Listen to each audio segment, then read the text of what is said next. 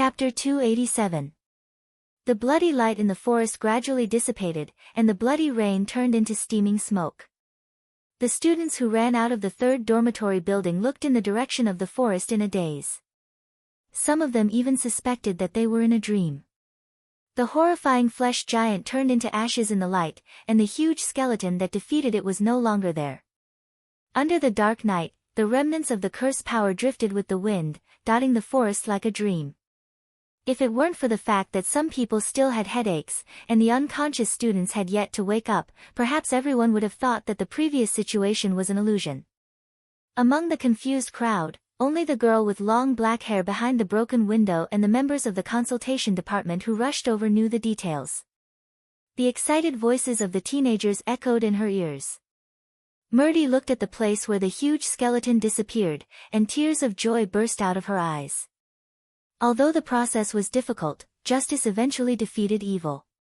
The shining fist of Gulen Dayer was like a ray of hope, releasing the depressed members of the consultation department and Murdy. In the forest, Luoya slowly approached Matthew, who had fallen to the ground. At this time, the middle-aged man was badly mutilated, and his teacher's robe had turned into rags. The exposed organs in his cut-open chest were still struggling and beating, and the ends of the broken blood vessels occasionally spurted out blood. Luoya looked at the heinous villain and frowned. Although Matthew was not dead, more than half of his vitality had been consumed in the sacrifice, and he might not survive the night. Seeing Luoya coming, the cultist, whose face was devoid of skin, weakly cried for help. "Save me, save me," Matthew struggled with all his might, and his eyes were filled with the fear of death.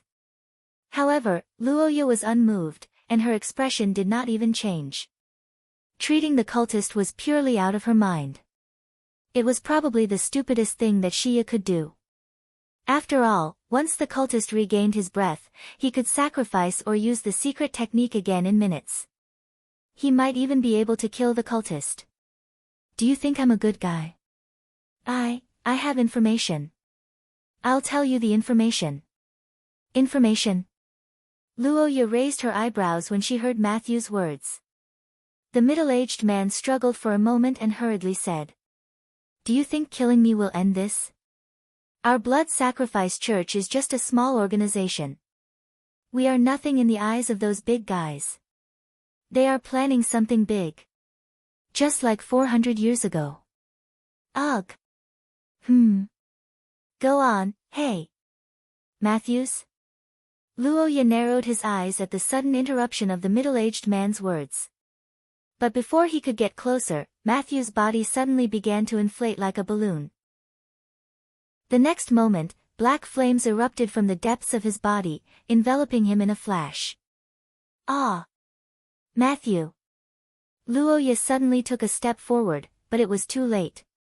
Matthew screamed in front of him, twitched slightly, and then died completely. His dying body quickly turned into a pile of bones in a few seconds. He was dead. Matthews died just like that. Luoya stared at the pile of smoking charred bones in front of him. His eyes widened in disbelief. As a heinous cultist, Matthew's death was not to be regretted, but he should have died after receiving a fair trial, or after confessing information about other hidden cultists, rather than in this situation. Damn it! Matthew, who was about to become a witness, had died. This made the black-haired young man furious. It was obvious that he had been silenced without even knowing that he had been tampered with. It should be Matthew's words that triggered this spell, but can't you say it faster? At the very least, he should finish his sentence. 400 years ago is just a point in time. What can I know? Even if I say one more word, Luoya gripped his cane angrily, but there was nothing he could do. He stared at Matthew's bones for a long time with a gloomy face, but in the end, he could only give up. Half an hour later, a black-haired teenager stepped down from the carriage at Forster Station. It was Luoya who had just dealt with Matthew's side. After returning to the third dormitory area and confirming that Melty was safe and had been protected by the members of the consultation department, Luoya immediately rushed to the other side of the battlefield. Now that their leader was exposed and dead, it was basically impossible for the cultists to have any reinforcements, but even so, Luoya was still a little worried. Matthew's self-sacrifice was still in front of him. The cultists could play too many tricks. Paul and others were still inexperienced. Death may be avoided, but there might be serious injuries. Luoya was here to extend people's lives. With the help of the Holy One's dagger and Pei Tila, he could deal with the injuries caused by the cultists in an emergency. Of course, another reason was that Matthew's words before he died made Luoya faintly uneasy. Perhaps there was something deeper that was hard to discover spying on the city and the academy. It must be an organization that was far more powerful than the blood sacrifice church. Regardless, now that he had learned of this, he had to discuss it with Lillian. Chapter 288. This is it, right? That hell on earth. Recalling the human test site described in the original work that brought a strong impact to everyone, Luoya's heart was as heavy as lead for a while. He also understood why the current situation was so weird. These security department soldiers did not cry because of casualties, and Paul and the others were not weak people who would vomit for half an hour just because of a smooth battle. They should have already gone back and forth down there. The physical disgust for these crimes and cultists, and the sympathy for the seniors who were killed, these feelings were tangled together, making these relatively pure and kind-hearted students feel terrible. Luoya gritted his teeth, and the hatred for the cultists in his heart soared again. He walked to the wall and patted Paul's back. The two completed the information exchange in the sound of vomiting. According to Paul, when the twin stones lit up, the action team was divided into two teams and attacked from both sides. As a result, Paul's side was luckier as they met the blood sacrifice church who were preparing to evacuate. It turned out that as Luoya and others expected, the blood sacrifice church also had the means of long-distance signal transmission like the action team. The two teams met at the gate of the manor. Paul and Gerlach, who remembered Luoya's order, did not say anything. They immediately launched a set of attacks and fired the first shot of the battle. However, unlike the fast combat of ordinary Transcended, the third-year security department action team was well trained, far beyond the expectations of Paul and others. They did not adopt close combat, but they used bows and curses to restrain the enemy. At the same time, they fired curse signal flares to call for reinforcements. This set of tactics could be said to be the biggest reason why they only had light injuries in this battle. It turned out that the tactics of the security department played a great role. The blood sacrifice church launched sacrificial witchcraft several times during the battle, turning some members into bloody monsters. At one point, they posed a serious threat to the action team. However, with the advantage of numbers and strength, Paul and others successfully held on until the arrival of Lillian's team. The next situation was very simple. Under Lillian's leadership, the team pushed forward all the way. Of the 28 cultists, 3 were arrested, and the rest were all killed on the spot. No, I saw it. Moreover, it's a strengthened version of the tentacle's mouth. The smell is much stronger than yours. After listening to Paul's description, Luoya raised his eyebrows and did not speak. He looked around and found that Lillian was not nearby. He then turned to ask Paul. After hearing Luoya's question, the latter looked unnatural. Royal sister, she didn't come out after going in. She even ordered everyone to leave. Paul looked at the entrance of the cellar with blood flowing like a monster's mouth and said with an ugly expression. The nearby security department students looked worried when they heard this. Luoya was stunned for a moment before he suddenly recovered and stared at the cellar with his eyes wide open. That's right, Lillian should be the one who suffered the greatest impact in this cellar. Luoya, who suddenly remembered some plots in the game, frowned. He looked at Paul, who was worried but didn't take any action. After thinking for a moment, he stepped forward. Brother Luoya. What are you? Senior Lillian said that you're not allowed to enter, but she didn't say that I'm not allowed to enter.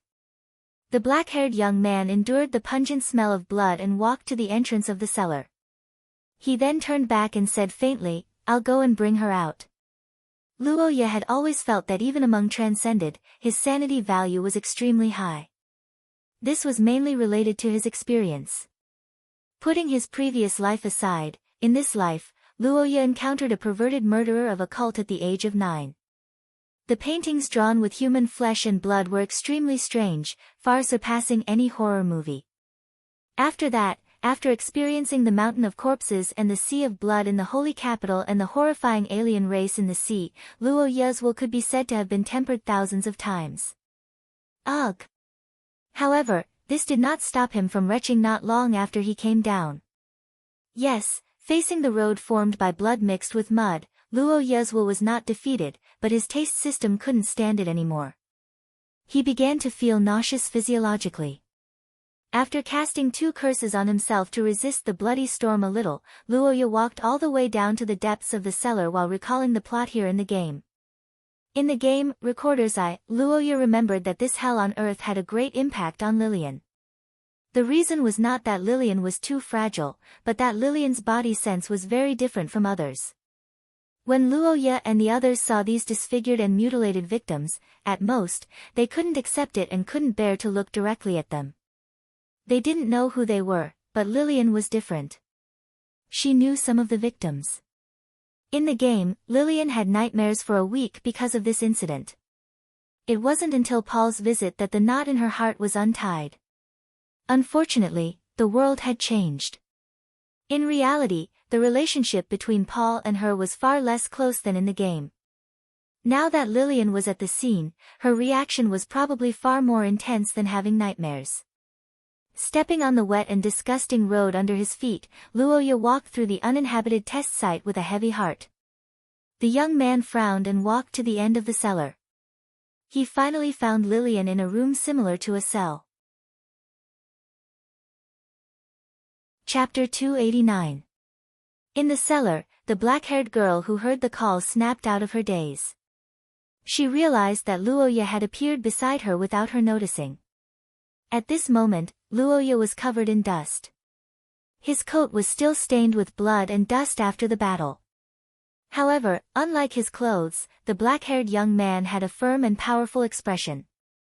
His golden pupils shone in the dark cellar, gentle and calm.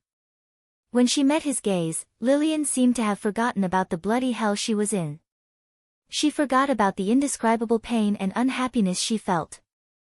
An inexplicable sense of intimacy shone in her heart like a beam of light, snapping her out of her daze. However, it was also because of this that Lillian suddenly felt an unbearable sense of shame. As an elder who had always been worried about Luoya, she didn't want to show it. She had an inexplicable feeling of not wanting the young man to see her unrecognizable self. "Don't look at me. Get out." Her hoarse voice issued a strict order. This was the first time Lillian had spoken to Luoya in such a tone since they met. Her words were strong on the outside but weak on the inside, implying that she was imploring him. Unfortunately, Luoya couldn't comply. "I'm sorry, senior sister. We're of the same rank. You can't order me around. You. Let go. Let go of me." Looking at the girl who kept struggling to retract her arm while crying with her head lowered, Luoya's face twitched. He was filled with regret. He didn't expect that senior sister's condition would be so serious. She probably saw an illusion when she tried to touch the corpse earlier. Thinking of this, the young man steeled his resolve. He thought for a moment and reported the news to the panicking girl. "Senior sister, Miss Murdy is safe. The Blood Sacrifice Church's bishop died after he was defeated by me while escaping." The black-haired young man softly reported the situation on his side. The sudden news successfully diverted part of Lillian's attention, causing the girl to stop struggling. Seeing this, Luoya continued. "The matters outside are almost done. I'll report to the academy tomorrow morning. This incident will be considered over. Senior sister, can you not stay here any longer? Everyone outside is worried about you." Under Luoya's soft persuasion, Lillian's expression finally softened. However, the corpse of her friend beside her seemed to blame her silently. The young lady turned her head and was about to look again when Luoya stepped forward and blocked her view. Luoya felt like a nightmare to see someone she once knew turn into a badly mutilated corpse. The scariest part was that Lillian was also the head of the security department. This could be said to be the biggest knot in Luoya's heart. But after careful consideration, Luoya came up with a countermeasure. Luoya. Senior sister, don't look anymore. Don't tell me you think it's your fault. Of course, I'm the head of the security department. If I had discovered this earlier, stop joking. What does this have to do with you? Luoya frowned and asked angrily. The blood sacrifice church has existed here for at least 10 years. How many ministers of the Ministry of Security have there been in the past 10 years? Senior sister, do you think they're all guilty? The leader of this cult, Matthew, is a teacher. He knows the movement patterns of the Ministry of Security like the back of his hand. It's impossible to discover them through normal means. Senior sister, are you able to predict the future and solve this problem? And most importantly, although the victims are our seniors, strictly speaking, they're outsiders after graduation. The Ministry of Security is the department responsible for the safety of all students. They're not under their jurisdiction at all. Moreover, none of the students in the school were harmed. Senior sister, are you going to deny the hard work of the Ministry of Security? No, of course not. But Luoya's question made the young lady hurriedly deny it. However, the pain in her heart couldn't be easily eliminated. Luoya looked at Lillian and couldn't help but feel sorry for her. After a month of interaction, Lillian might have understood Luoya, but Luoya also understood her.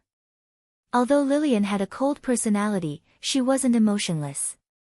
It could be said that Lillian attached great importance to friendship and familial ties, far more than anything else. This was also the reason why the Austin Empire had been able to maintain a balance of power. Her two elder brothers were unable to surpass level 3 of the source rank and had no advantage other than their age. If Lillian really didn't care about their brotherhood, it wouldn't be difficult for her to get rid of them with her innate talent and powerful backing. However, she had never thought of doing so, even though she knew that they hated her to the core. She didn't fight for it, not because she couldn't, but because she didn't want to. Lillian's gentleness was silent and difficult to capture. Luoya, who had experienced it during the remedial classes, couldn't be clearer. Chapter 290. The moment the bloodline resonance appeared, both Lillian and Luoya's minds went blank. Neither of them expected such a thing to happen, but the next moment, that feeling of perfect harmony instantly occupied their hearts.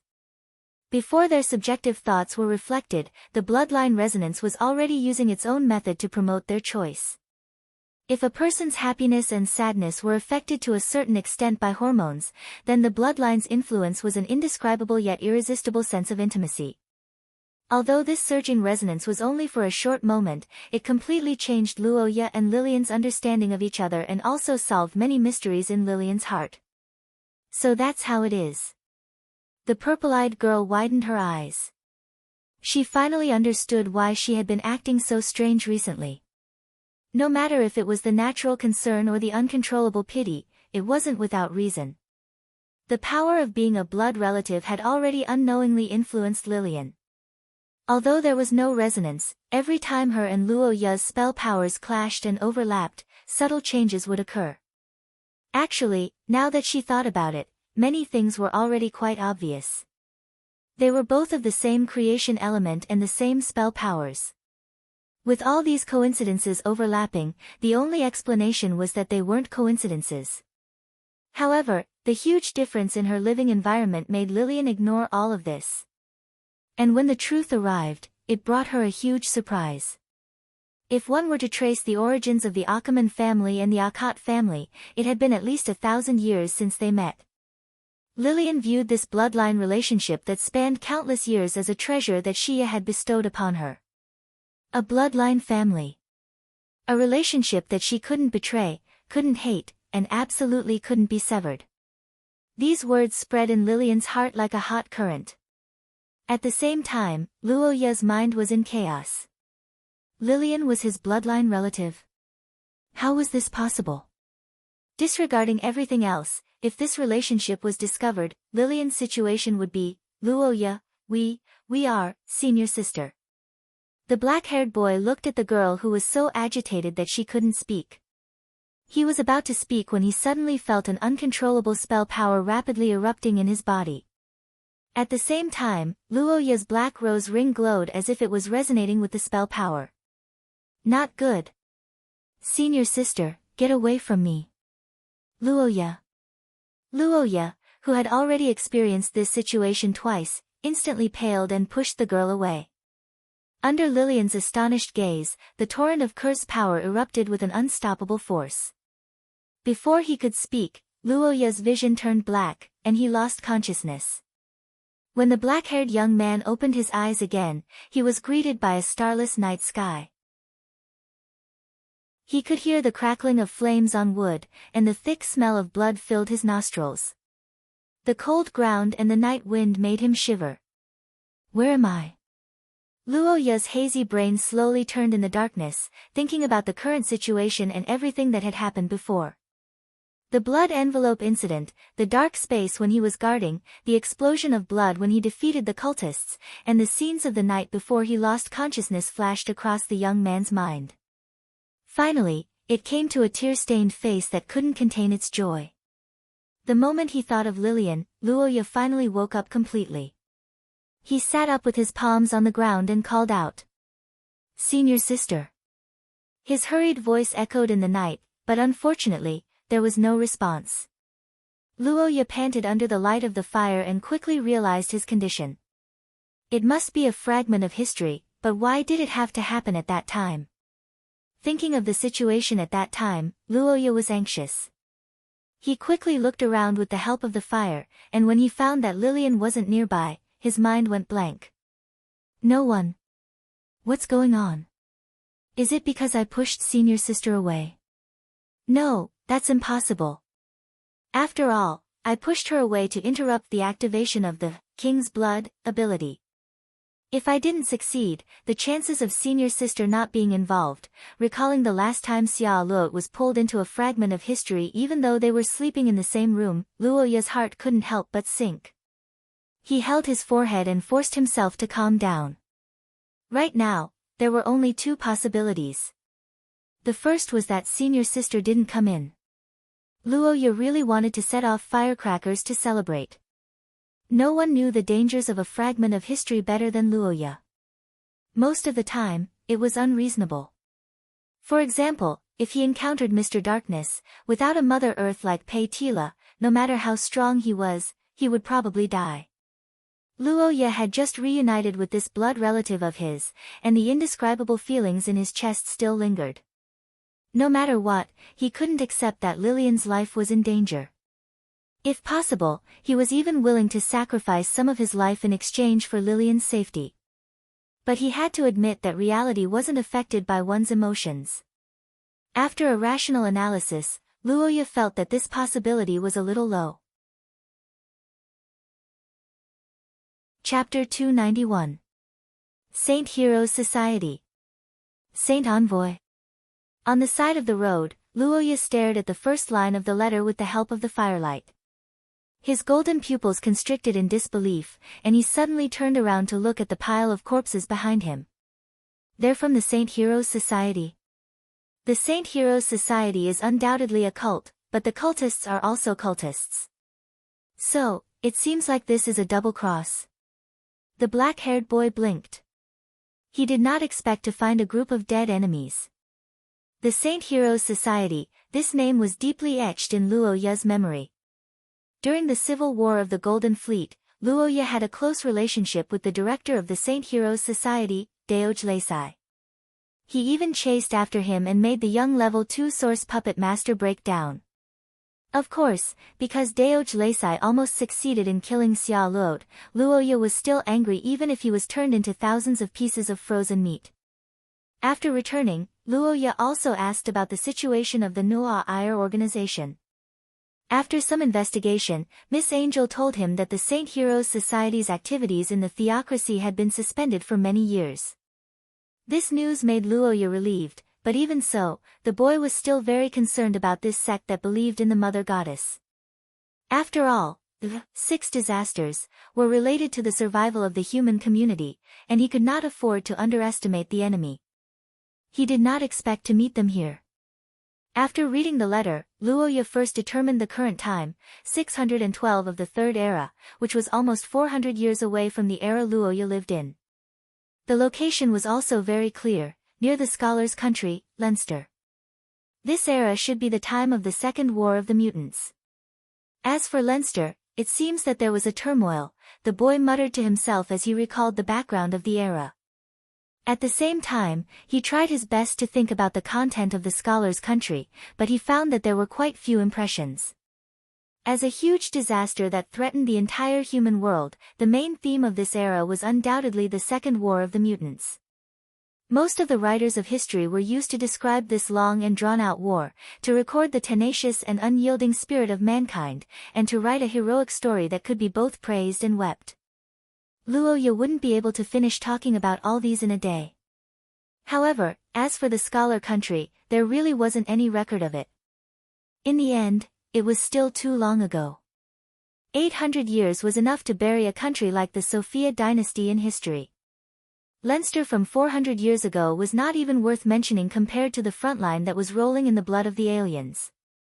Luoya only remembered that there was a book that said there was a turmoil caused by the cultists in the Kingdom of Scholars, and this was also confirmed by this letter. The sender of the letter was Bradley, the president of the Leinster branch of the St. Heroes Guild. The content of the letter was very simple. It was a plea for help. Currently, there was indeed a cult riot in Leinster City, which was probably caused by the deployment of too many human elites to the front line. Unfortunately, the main character of this riot was not the Saint Heroes Society, but the Brotherhood of Redemption. The relationship between cults was probably a blind spot for many people. Laymen often thought that jackals of the same tribe would inevitably collude with each other, but in fact, this was completely wrong. Different cults had different goals. For example, the Saint Heroes Society was a cult that longed for the 6 disasters, to purify the world and lead everyone to return to Mother Goddess. Strictly speaking, its purpose was to destroy human civilization.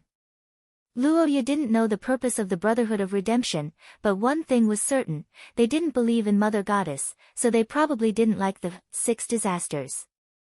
And even if the Brotherhood of Redemption was also a group of idiots who wanted to destroy the world, they would never cooperate because they did not believe in the same God.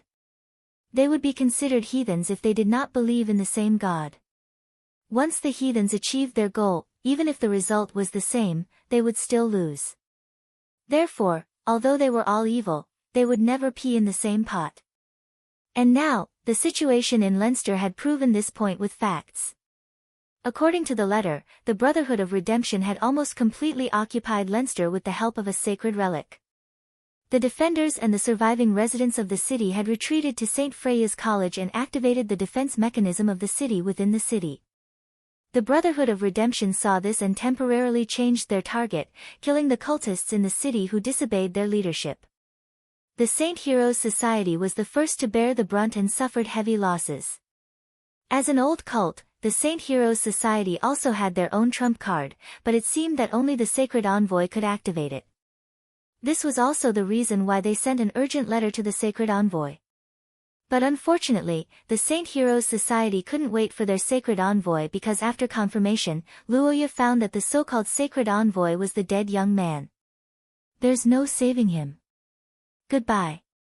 After reading the entire letter, Luoya had a basic understanding of the current situation in Leinster City. He was happy to see this dog-eat-dog situation, but at the same time, a choice appeared in front of him, and that was to enter the city or not. It was obvious that compared to the complicated situation in Leinster City, where all parties were fighting, the wilderness was much safer despite its hardships. Just hide in the woods for half a month, and at the very least, they could keep their lives. That's right. Luoya was actually unwilling to get involved in this mess. After all, he was not in a good state now. This time, the timing of entering the historical fragment was too bad. Unlike the previous 2 times when he was full of energy, Luoya had just defeated Matthew who sacrificed himself. In the process, he overdrew his vitality and used the touch of frozen earth. Although the extent was very light compared to the past, the side effects were still there. After entering the city, no matter if he encountered the Saint Heroes Society or the Brotherhood of Redemption, it was basically unavoidable to fight. The only one he could rely on was the Academy, which was the weakest. To get there, he would have to pass through a large area occupied by the enemy. And most importantly, even if he arrived, Luoya, who had no identity in this era, should not be able to enter. In the war against the cult, it was common sense to never let a traitor sneak in even if there was a shortage of people.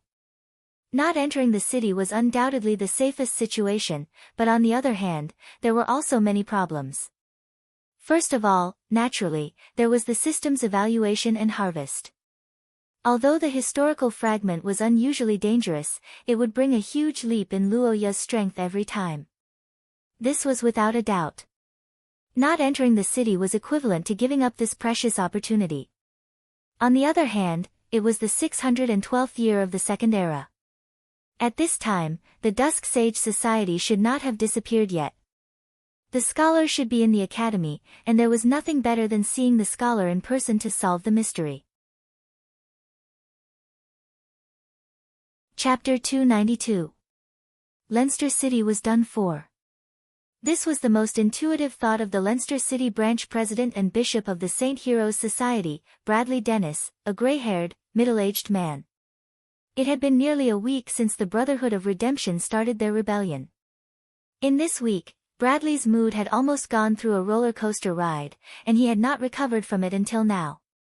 After the war with the aliens began, the elite forces of Leinster City were constantly drawn away.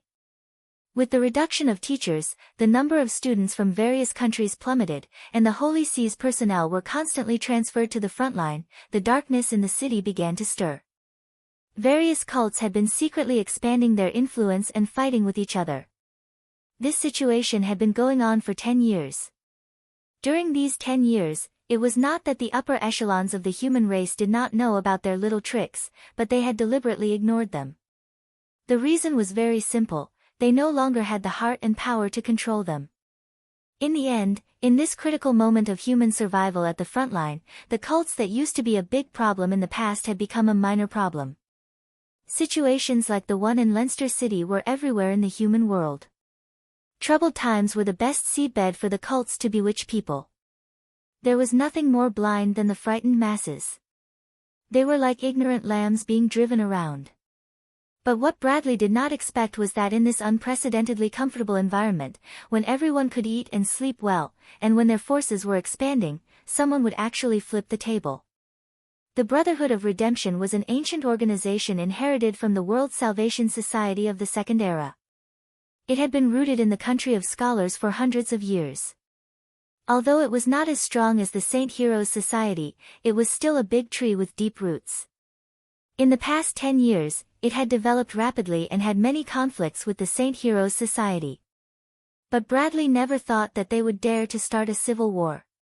This could be said to have broken everyone's common bottom line. The main reason why the higher-ups of the human race turned a blind eye to them was that the cultists were only messing around under the table and would not really rebel. After all, the cultists were not fools, and the mutants were not religious. If they let them in, everyone would be doomed. The Saint Heroes Society believed that the Mother Goddess would lead the civilization to the end, and that all humans would return to the embrace of the Mother Goddess. However, this end must be brought by the Mother Goddess's messengers, and not those dirty and ugly aliens. In fact, the higher-ups of the Saint Heroes Society had indeed issued an order to stop the Brotherhood of Redemption. So when the lunatics of the Brotherhood of Redemption launched an attack in Leinster City, many forces, including the Buconia Garrison Legion and the Saint Heroes Society, joined forces to encircle and suppress them. But the result was beyond everyone's expectations. The Brotherhood of Redemption won with the help of a group of monsters that they summoned using some strange curse vessel. They were black-armored soldiers and black-robed clergy. They looked like humans, but they weren't. They didn't go out to battle during the day, but once night fell, they would wander over in groups. They would let out strange whispers from their mouths. Those who heard them would have a splitting headache, while those who heard them would go mad. Under the attack of these terrible monsters, the remaining Leinster garrison had retreated to St. Freya Academy, and a small number of students in the academy and the resident deputy dean, Estrella, were waiting for reinforcements. However, Bradley was not so lucky. After losing their primary target, the Brotherhood of Redemption targeted their old enemy, the Saint Heroes Society. Now, the Saint Heroes Society had holed up near Castle Worcester in the East City District, and they were about to be completely defeated. The news secretly sent back by the undercover agent tonight made Bradley even more desperate. The Saint Heroes Society's reinforcements were intercepted on the way. The death of the saint meant that the Saint Heroes Society in Leinster City had lost their last trump card. It was unknown how long it would take for the human reinforcements to arrive from the front line. The garrison in St. Freya Academy might be able to hold on until then, but the Saint Heroes Society would definitely be wiped out before then. If the order of the high-level council could not be fulfilled, all of them would die. They would either be killed by the monsters in the night, or be dealt with by the council. This desperate situation made the skinny middle-aged man drown his sorrows in alcohol. After downing another bottle of century-old red wine, Bradley's face was flushed red. He walked to the window and looked at the dim streets outside the castle, as if he could see the terrible monsters crawling out of the night. Knock! Knock! Who is it? Didn't I say not to disturb me? The sudden knock on the door interrupted the gray-faced man's imagination. It also made Bradley, who came back to his senses, a little angry. He yelled impatiently at the door, but he didn't expect to hear the excited report of the believer outside the door. Lord Bishop, the saint from the council has arrived. Saint? And what bullshit saint? Bradley thought angrily. He led a large group of people to the East City Gate, which was still in their hands. Behind him, the giant scorpion puppet followed closely. When he heard the soldiers say that the saint had arrived, Bradley was not happy at all. Instead, he broke out in a cold sweat. Others might not know what was going on with the saint, and might even be waiting anxiously, but he knew very well. Saint? The Brotherhood of Redemption had already killed him. Now, there was a 99% chance that he was their spy. At the torchlit city gate, Bradley saw the black-haired boy talking to the believers from a distance. Seeing this situation, the skinny middle-aged man waved his hand and ordered loudly. He's a fake. Catch him for me.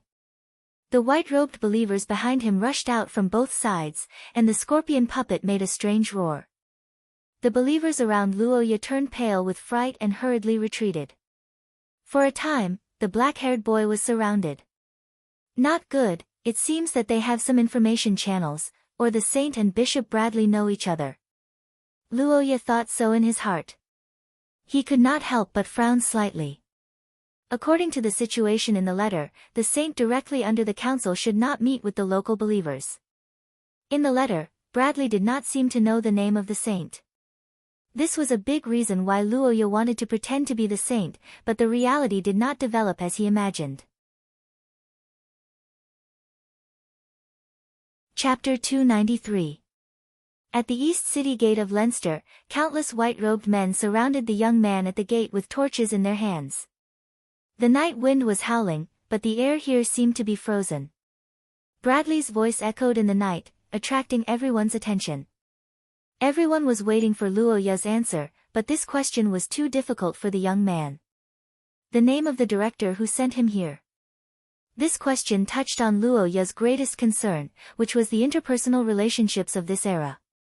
This was a situation that he could hardly grasp after entering the historical fragment. It was like a sharp sword, stabbing directly at his weak spot. Under the light of the torches, the black-haired young man was silent. Bradley's mouth was curved with a mixture of a smile and killing intent. Just as he was about to give the order, Luoya suddenly spoke. Bradley, where did you get the courage to ask me to say the director's name in public? Under the gaze of the believers, the black-haired young man gritted his teeth and questioned sternly, which made the middle-aged man's momentum falter. Bradley looked at Luoya's angry face and was stunned. He realized that he did ask some questions, but he didn't want to change his answer in public. More importantly, if he didn't say it in public, Bradley would have to talk to Luoya privately, which he absolutely couldn't do. Because Bradley was from the puppet school. In the puppet school, when the puppet was activated, the body didn't have much combat power. When the puppet wasn't activated, although the combat power would increase, it was still far weaker than the same level. The other party might be here to assassinate him, so how could Bradley be stupid enough to stay with him? These are all trustworthy believers, you can say it. After thinking for a moment, Bradley said so with a flicker in his eyes. However, what he didn't know was that Luoya had already expected his answer. Devout believers. Hearing this, the black-haired young man's golden eyes lit up, and an angry smile appeared on his face. Before coming here, I also thought that you would be devout believers, but after entering the city, I only felt one kind of emotion, fear. What did you say? Bradley asked angrily, but Roja didn't pay attention to him. He gritted his teeth and glanced sharply at the crowd. Then he asked loudly. In less than a week, 3/4 of the city of Leinster had been occupied. The orders of the council were not carried out at all.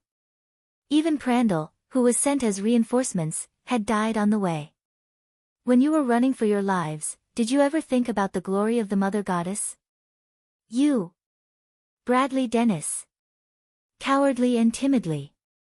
Why are you still talking to me about being devout? What is devout? Hundreds of years ago, the young director Deoj Lasai returned to the embrace of God's embrace on the vast sea. His soul will forever follow the great Mother Goddess, but what about you?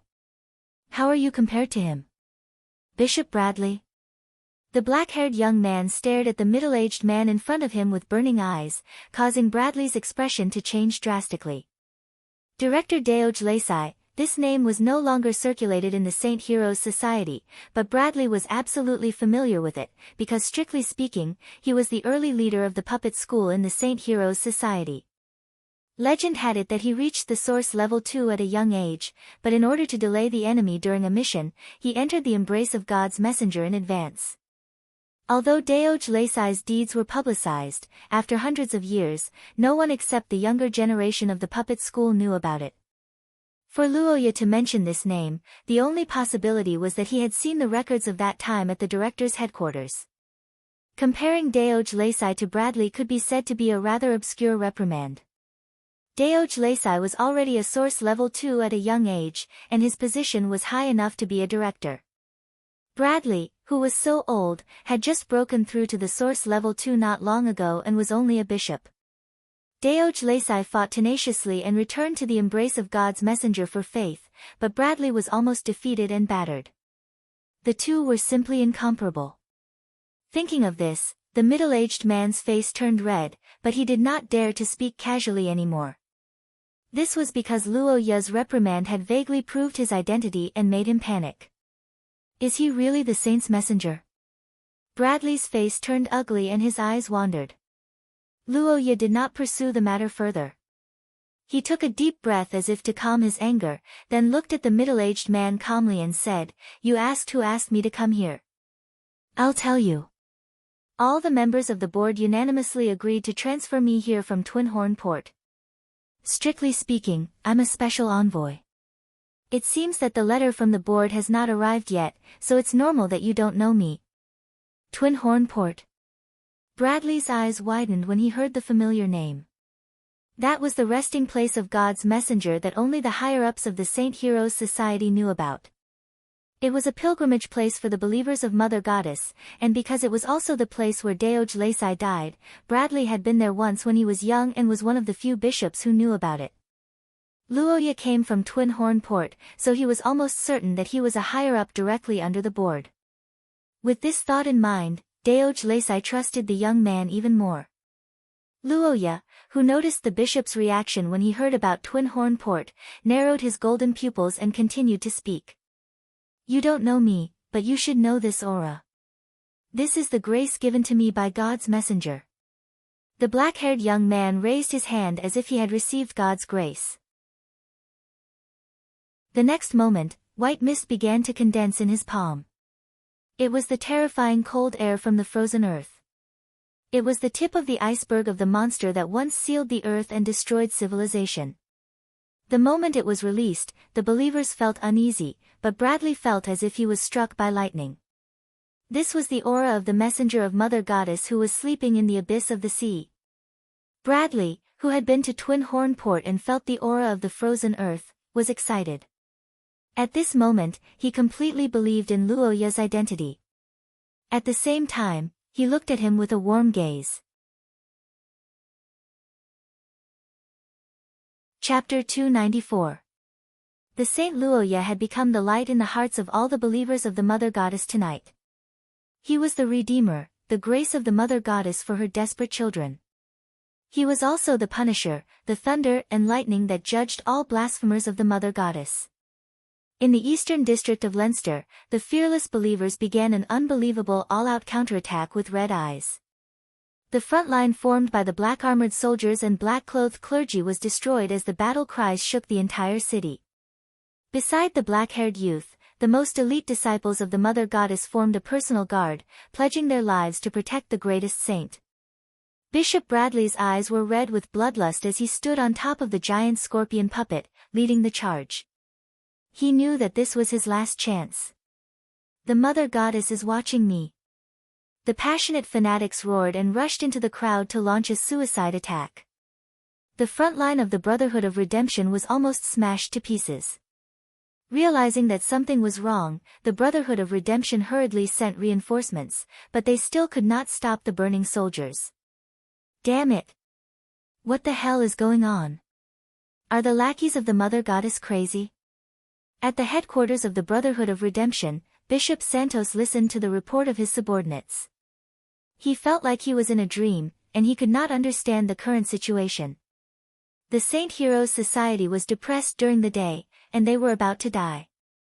At night, their morale did not completely collapse.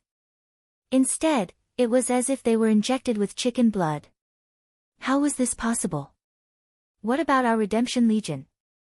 How did they break through the blockade of the Redemption Legion? I heard that the arrival of the Saint Heroes Society attracted the attention of the Mother Goddess here. Bullshit. The saint has been killed by us long ago. Where did the saint come from? Santos interrupted his subordinates angrily. After thinking for a while, he decided to see the situation himself. However, as he approached the battlefield, the gloomy middle-aged man's face began to turn ugly. Shouts of killing, full of morale, and earth-shattering shouts came almost continuously from the front. The turbulent flow of magic essence, the screams of the believers, everything told Santos the fierceness of the enemy in front. Quickly stepping on the high platform, the surprised man looked into the distance and saw a black-haired youth walking in the center of the team under the soaring flames. He was covered in moonlight, and his golden eyes were shining like candlelight.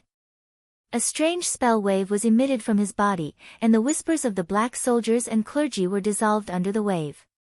He was surrounded by Bishop Bradley of the Saint Heroes Society and a group of high-level believers in white robes. A giant scorpion-shaped puppet stood in front of him. Countless warriors were shouting the names of the Saint Apostle and Mother Goddess as they charged forward fearlessly. Damn it, how is this possible? Do they have two saints? Santos stared at the black-haired youth in the team, and his expression changed sharply. To be able to resist the blasphemous whispers of the Redemption Legion and organize such a large formation to make all the believers fearless of death, there seemed to be no other possibility except for the saint. If it was really the saint, then the Brotherhood of Redemption must greatly adjust their strategy. The strength of the Saint Heroes Society was not necessarily strong, because the selection of the saint was not measured by strength. Otherwise, it would not be so easy to kill them. In fact, the existence of the saint was more like a key. They could activate the trump card of the Saint Heroes Society. According to the instructions Santos received from above, this was the only thing that must be avoided. For this purpose, they spent a lot of effort to intercept and kill the saint, but now it seemed that the other party was well prepared. In the end, one of them still slipped in. The situation must be reported to the Lord immediately. With this thought in mind, Santos angrily stared in the direction of Luoya and left the front line amidst the Saint Heroes Society's imposing shouts. Bradley felt as if he was in a dream. 2 hours later, when the sun rose, the Saint Heroes Society stopped attacking under the orders of the Saint. By this time, they had recovered all of the East City District and part of the North City District, expanding their sphere of influence by twofold in one breath, almost back to before the start of the war.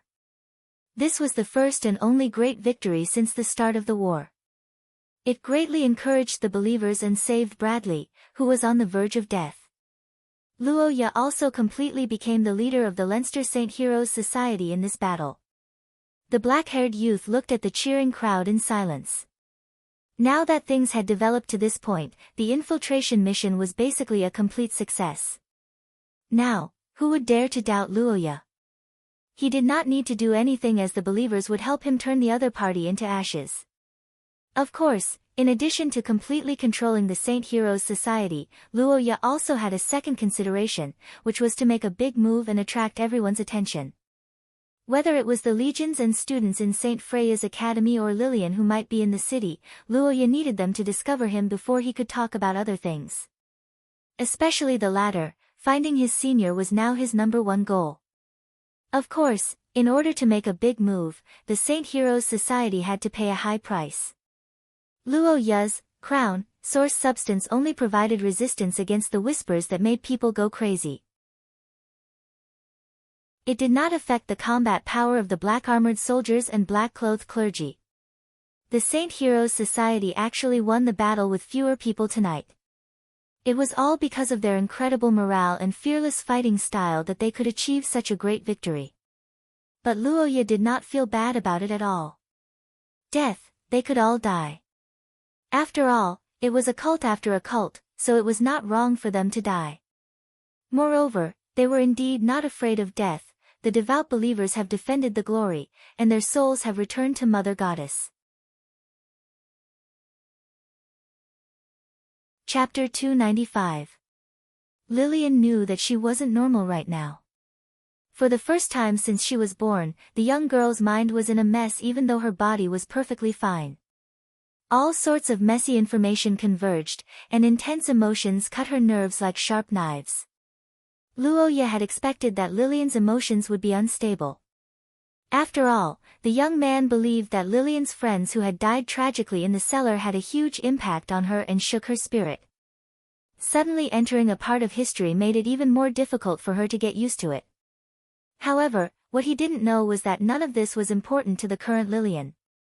Right now, there was only one thing in Lillian's mind, and it was a fact that she couldn't accept. Her younger brother had gone missing. If Lillian recalled correctly, before they parted, Luoya had indeed told her that he had killed the evil cult's bishop, Matthew, and that he wasn't in a good condition. In this dangerous world filled with monsters, in a city that was both familiar and unfamiliar, what did it mean to be in a bad condition? Lillian didn't dare to think about it, because those thoughts would probably drive her insane. It's all my fault. If I didn't touch him, the black-haired young girl muttered to herself. The uncontrollable worry and regret in her heart made Lillian choke up. When Luoya entered the academy, Lillian had received an order from the Austin Empire's emperor, Lucas, that she wasn't to come into contact with the Akkad family. Strictly speaking, Lillian could have avoided this situation completely. Although Luoya had caught her, the young man was wearing gloves, and Lillian was the one who had caused the situation to develop to such a state. In the end, it was because Lillian had let down her guard after being together for such a long time. Especially when she heard Luoya say, "I need you," Lillian felt as if a certain part of her body had been mended, and she couldn't help but want to get close to him. However, she didn't expect that her unbridled desire would drag her newly recognized younger brother into such a dangerous situation. The irritating whispers entered her ears again. The black-haired young girl's purple eyes turned, and she looked coldly at the countless monsters hiding in the building. So noisy, the girl who had her thoughts interrupted waved her hand. In the next moment, a dense rain of arrows was shot towards the enemy. The black-armored soldiers and black-robed clergy fell in droves under the attack. Amidst the sound of the horn, the armored soldiers raised their swords and charged forward. They began to annihilate the enemy one by one. The sound of clashing swords and shattering armor continued. The smell of blood also spread rapidly. Lillian looked at these strange enemies and her heart was filled with concern for Luoya. According to her understanding from last night, the annoying murmurs of these monsters would cause headaches or even madness for ordinary people. However, the effects on Lillian were much weaker. Although Lillian would feel uncomfortable every time she heard the murmurs, her bloodline would react and counteract the terrifying effects as if it was protecting her. She was doing well for the time being, but what about Luoya? Although they were of the same bloodline, Luoya was only level 4 of the source level. His body was not in good condition. Could he resist these monsters? The black-haired young girl beside the overturned holy statue clenched her trembling hands. She felt that if she continued to think like this, her mind would not be able to hold on. Sensing this, the young girl repeatedly took deep breaths. Her brain began to think of a way to find Luoya. After a month of interaction and the blood envelope incident, Lillian had a good understanding of Luoya. Therefore, she could more or less predict his behavior. As a meticulous person, Luoya would not rashly go to the academy now. Neither he nor Lillian could enter under such circumstances. Even if they did, the two of them would definitely be detained and supervised. Losing his freedom in such an inexplicable environment was undoubtedly a bad move. Luoya would not choose that. Therefore, the only choice left was the outer city. This area was currently the most chaotic place in Leinster. According to the information obtained from the cultists last night, 2 cultists were fighting on a large scale. These monsters were the trump cards of one of the cultists. Would Luoya side with the cultists? How could that be? Her beloved brother was kind and righteous, law-abiding. How could he be involved with cultists? Lillian shook her head as she thought. She did not know that Luoya had become the leader of a cult in a single night. Her analysis suggested that Luoya must be defending himself against the monsters with the advantage of his bloodline. Of course, all of this was built on the basis that Luoya wanted to find her sister and reunite with her.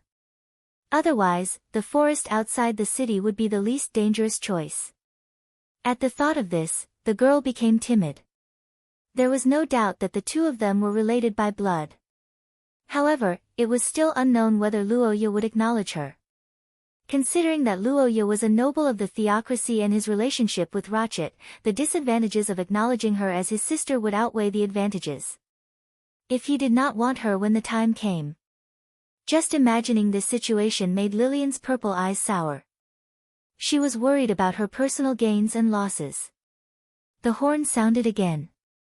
Another wave of soldiers charged at the black-armored monsters. The girl who was awakened by the sound hurriedly shook her head. She recalled the black-haired youth's expression when they parted and encouraged herself. No. If it's Luoya, he won't. Lillian stroked her chest and gradually calmed down. The light of rationality returned to her purple eyes.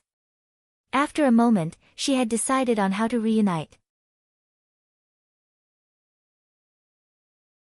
Chapter 296. Luoya was in a terrible state. It had been less than 6 hours since he entered the historical fragment. From the time he impersonated the saint and confronted Bradley, to the time he led the fanatics of the Saint Heroes Society to the point where he was victorious until dawn, everything seemed to be going smoothly. However, every step he took was filled with trepidation. Most importantly, he had consumed too much energy. Luoya was able to create miracles because the Black Rose Ring had brought Luoya to meet these strange monsters in the academy at night. In the past month, in order to unlock the authority, Luoya had used the crown source substance to perform various experiments. One of them was to suppress the black-armored soldiers within a certain range. But it had to be said that Luoya's research in the academy yielded little results. The only use of the source substance to release waves to suppress the enemies within a certain range was to make Luoya's head feel better and less uncomfortable. But in this battlefield, this technique was reborn. Because Luoya had teammates, and he didn't need to look at the battle damage ratio. Luoya was very sure that the skill wasn't used in vain. But correspondingly, he had consumed a lot of energy and had to rest and recover as soon as possible. On the other hand, he also needed to gather more information. The black-haired young man frowned after glancing at the system evaluation. He wasn't too satisfied with the result. The increase of 37 points in one night seemed huge, but Luoya knew the characteristics of the system's evaluation. The lower the score, the easier it was to increase it. The higher the score, the harder it was to increase it. If this was the case, the 30 points might not even be as good as the 5 points when the score was high. Luoya had two guesses about this situation. The first was that although Luoya had killed a bunch of cultists from both sides, they were all cannon fodder and didn't have any outstanding leaders, so his score wasn't that high. The other reason was that Luoya's objective was wrong. After all, he wasn't here to help the Holy Heroes Guild turn the tables. The medium of this historical fragment was the Ring of the Black Rose, which came from scholar Estrid. Anyone with a normal brain would seek refuge with her. In fact, if it weren't for Lillian, Luoya would have thought of a way to do so. Luoya only attacked the enemy indirectly and did not provide any direct help to the allies. This was probably the reason for his low score. However, Luoya didn't really care about this. What was the point of having a high score? Could it be exchanged for a living person? The most important thing was to find his senior. Everything else was nonsense. As for the means, Luoya already had a plan. In the solemn hall, the believers who had just experienced a battle were gathered here. Many of them were covered in dust and some were even injured, but their spirits were abnormally high. This was because in front of them, a black-haired young man was looking at them with his golden eyes, while Bishop Bradley stood respectfully to the side. Everyone, in last night's battle, we defended the glory of Mother Goddess and proved our piety with our actions. The filthy blasphemers were driven back by us, and the momentum of the Brotherhood of Redemption has been greatly reduced. Now in this city, the homeless imitators must have heard of our bravery, and they must be eagerly inquiring about us. Therefore, we must make a sound. Let my name spread throughout Leinster, let all enemies know of the arrival of Mother Goddess. The solemn-looking young man ordered, and the excited believers immediately responded. Luoya looked at the believers who were madly repeating his name. He estimated that in less than 3 days, everyone in Leinster would know of him. The black-haired young man nodded with satisfaction and looked at the morning sun outside the window, silently praying for the safety of the girl. Castle Worcester in the Eastern City District welcomed its new owner today. After dawn, the black-haired young man was escorted by a large group of people to Castle Worcester, the headquarters of the Leinster St. Heroes Guild. The owners of the large buildings in the city, the Worcester family, had died in the turmoil, and now the largest family property was temporarily requisitioned. After stepping on the red carpet that represented victory into the castle, the loyal believers immediately strengthened the security here, with sentries every 5 steps and sentries every 10 steps. When Bishop Bradley returned, he applied to Luoya to retrieve the sacred relic, and the black-haired young man quietly approved after some consideration. On the one hand, Luoya's identity as a saint envoy was destined to personally control the so-called sacred relic of the Saint Heroes Guild. On the other hand, Bishop Bradley's departure gave him time to fully understand the current situation. In fact, since entering the historical fragment until now, Luoya's feelings were quite chaotic. In the past, the forces in the 2 historical fragments would choose one of the 2, and one side would have the ancestors, so there was no need to think at all. The purpose of both sides was also very clear, so he just had to follow and be done with it. But this time was different. Not only had the forces become 3, but Luoya could not even figure out what each of them was doing. On the surface, it seemed that the Brotherhood of Redemption was attacking the city, the Evening Sage was defending the city, and the Saint Heroes Guild was being beaten, but in fact, all 3 sides had a strange feeling, which made Luoya feel uneasy. First of all, the Brotherhood of Redemption. At such a critical juncture in the war with the aliens, this group of people suddenly rebelled. Was it really just because they were sick? And what was the meaning of this rebellion? What did they want to do? In history, All rebellions had to overthrow the old forces, so they had to have a good reason. But the Brotherhood of Redemption actually released so many black monsters, and if it were not for the other two sides restraining them, they would have directly massacred the city. Who would follow such lunatics? How could this rebellion succeed? Or was it that the Brotherhood of Redemption was a rebel volunteer, and he rebelled for the sake of rebelling? Secondly, the garrison troops and students in St. Freya Academy basically belonged to the Evening Sage Guild. This group of people also had problems, and the biggest problem was last night. Last night, Luoya led the fanatics to attack the Brotherhood of Redemption and had the upper hand the whole time. The momentum was unprecedentedly great, and almost all the monsters in the North City district were attracted. This situation was simply a heaven-sent opportunity in military terms. As long as St. Freya Academy opened the city and sent troops to attack from the front and back, the Brotherhood of Redemption would definitely be beaten to a pulp last night. At that time, the Saint Heroes Guild and the Brotherhood of Redemption would each occupy half of the periphery of Leinster, and the situation would obviously be much better. But in the face of this heaven-sent opportunity, they were actually indifferent. Was it purely because of poor command and passive defense, or was there a reason why the scholars and guardians could not come out? The last one was the Saint Heroes Guild, who played the role of the younger brother in this war. In fact, they were indeed the younger brother, but since they were the younger brother, why were they still stubbornly holding on? Chapter 297. Luoya didn't know how long it had been since he last had this feeling. It was the hazy feeling of being guided in his sleep, like a pilgrim who was about to meet his God. Under this guidance, his mind was numb as if it was protected, and his body's reaction seemed to be blocked. Exhaustion was like an iceberg in the sea. Most of it was hidden under the surface of the water, leaving only an insignificant part in Luoya's heart. If there was one thing that could cause him to be sluggish and slightly surprised, it would be the unprecedented environment. The street. It wasn't the blood-red plains of the Gulen Daer, nor was it the valley surrounded by Pei Tila's body. Instead, it was a holy white, spacious and bright imperial road that seemed to welcome a victorious king. It was purely man-made. This was completely different from the pilgrimage of the past, which made Luoya's remaining thoughts jump, but this didn't affect the guidance. The black-haired boy walked on the road that seemed to emit a faint white light under the sun, and continued to move towards the towering and huge palace.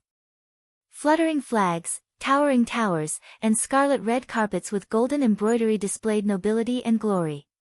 Layers upon layers of majestic city gates opened, and the resplendent interior of the magnificent buildings displayed the prosperity of this magnificent place.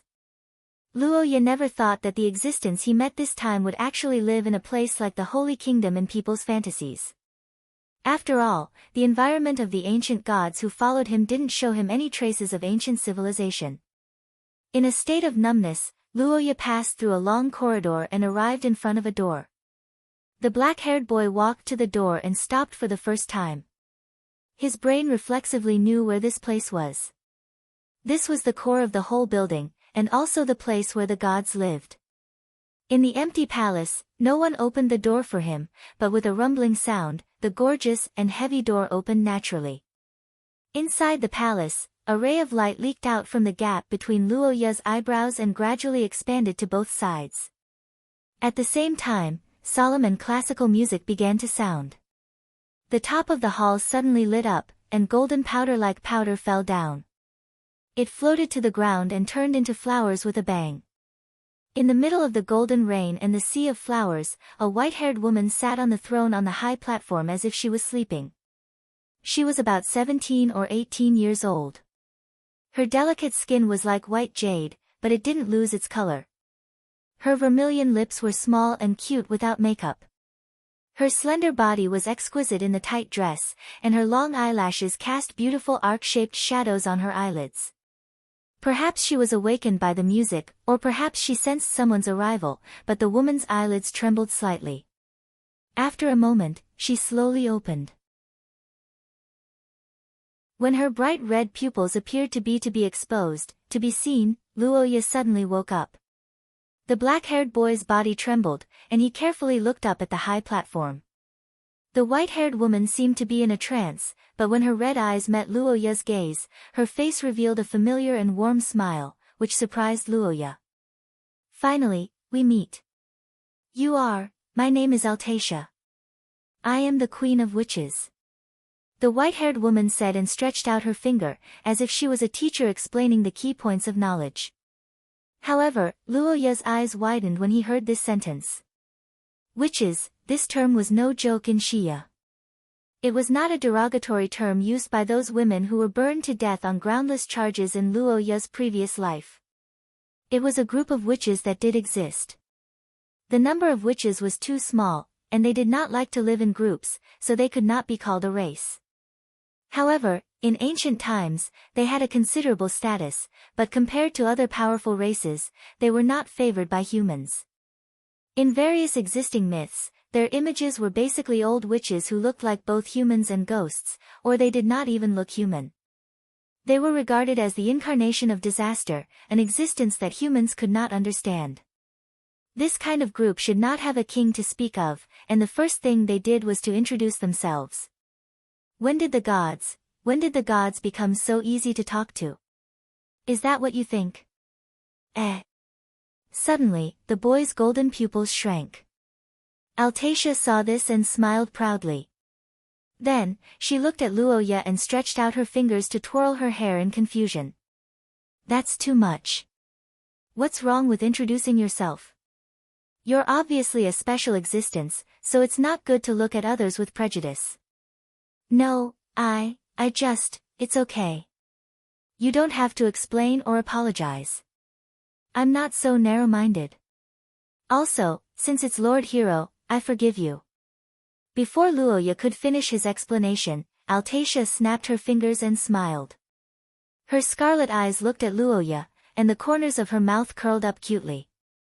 In contrast, Luoya was filled with confusion. Lord Hero. That's right. The Lord Hero who freed Altacia from eternal death.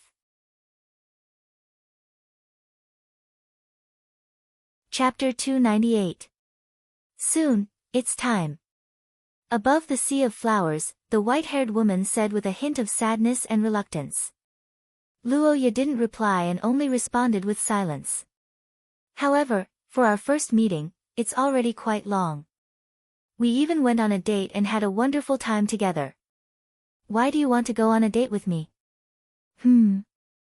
For something like a date, it can't be just because I can bring you out of death, right? Is a witch the kind of person who would seek to repay a favor before doing it? Under Altacia's astonished gaze, the black-haired young man tilted his head and looked at the witch. His golden eyes were filled with rationality and calmness. The delicate fragrance of flowers filled his nose. Altacia's skin and white hair seemed to glow under the contrast of her dark-colored dress. The two of them looked at each other for a long time. After a long time, the witch curled her lips and narrowed her scarlet eyes. Of course not. How can there be such a person among the witches? Altacia stood up, and the delicate and cute expression on her face faded slightly. Facing Luoya's question, for the first time, she revealed a joyful smile like a witch with hidden meaning. The reason for going on a date with you is very simple. Because you are the only existence who is qualified to walk side by side with me. Hearing the unexpected answer, Luoya's pupils contracted slightly. Altacia smiled, and then suddenly changed the topic.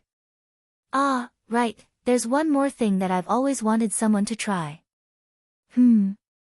Haha, what do you think it is? Altacia revealed a mischievous smile. Without waiting for Luoya's reply, she reached out and snapped her fingers. The next moment, the young man's vision changed, and he appeared on the throne in the middle of the sea of flowers. How is it? The view here is very wide, right? The sudden change of position made Luoya widen his eyes. Altacia's voice immediately entered his ears. The young man tilted his head and saw the witch standing beside the throne with a smile. I'm watching everything from here, so I've always wanted others to experience this feeling. However, I can't easily give away something that I've used. But since it's you, it's fine. How is it? Do you like it? Luoya didn't know how to answer for a moment as he looked at the witch who was smiling sweetly and looking expectantly at him. Seeing this, Altacia raised her finger and exclaimed, as if she had thought of something. Ah, right, no one is allowed to stand next to the throne. I made a mistake. The white-haired girl shyly stroked her cheeks and disappeared in the next moment. When she reappeared, she was already below the high platform. If it's my position, it should be here. Humph. Looking around with a face full of novelty, Altacia turned her head to look at Luoya, curled her lips, and lifted her skirt to salute. When the witch queen obediently lowered her head, a strange feeling began to grow in Luoya's heart. It was a feeling of superiority, power, possessiveness, and control. It was a feeling of omnipotence and wanting to control everything. As expected, there are still people below. How about it? If you look from there, the people below look very small, right? That's right. Luoya, whose golden eyes lit up slightly, hesitated for a moment before nodding slightly. Altacia blinked her eyes as she saw this, and her smile became even brighter. Does Lord Hero want to be king? What? I'm already sick of that place, but Lord Hero hasn't sat on it yet, right? No, I don't have such intentions.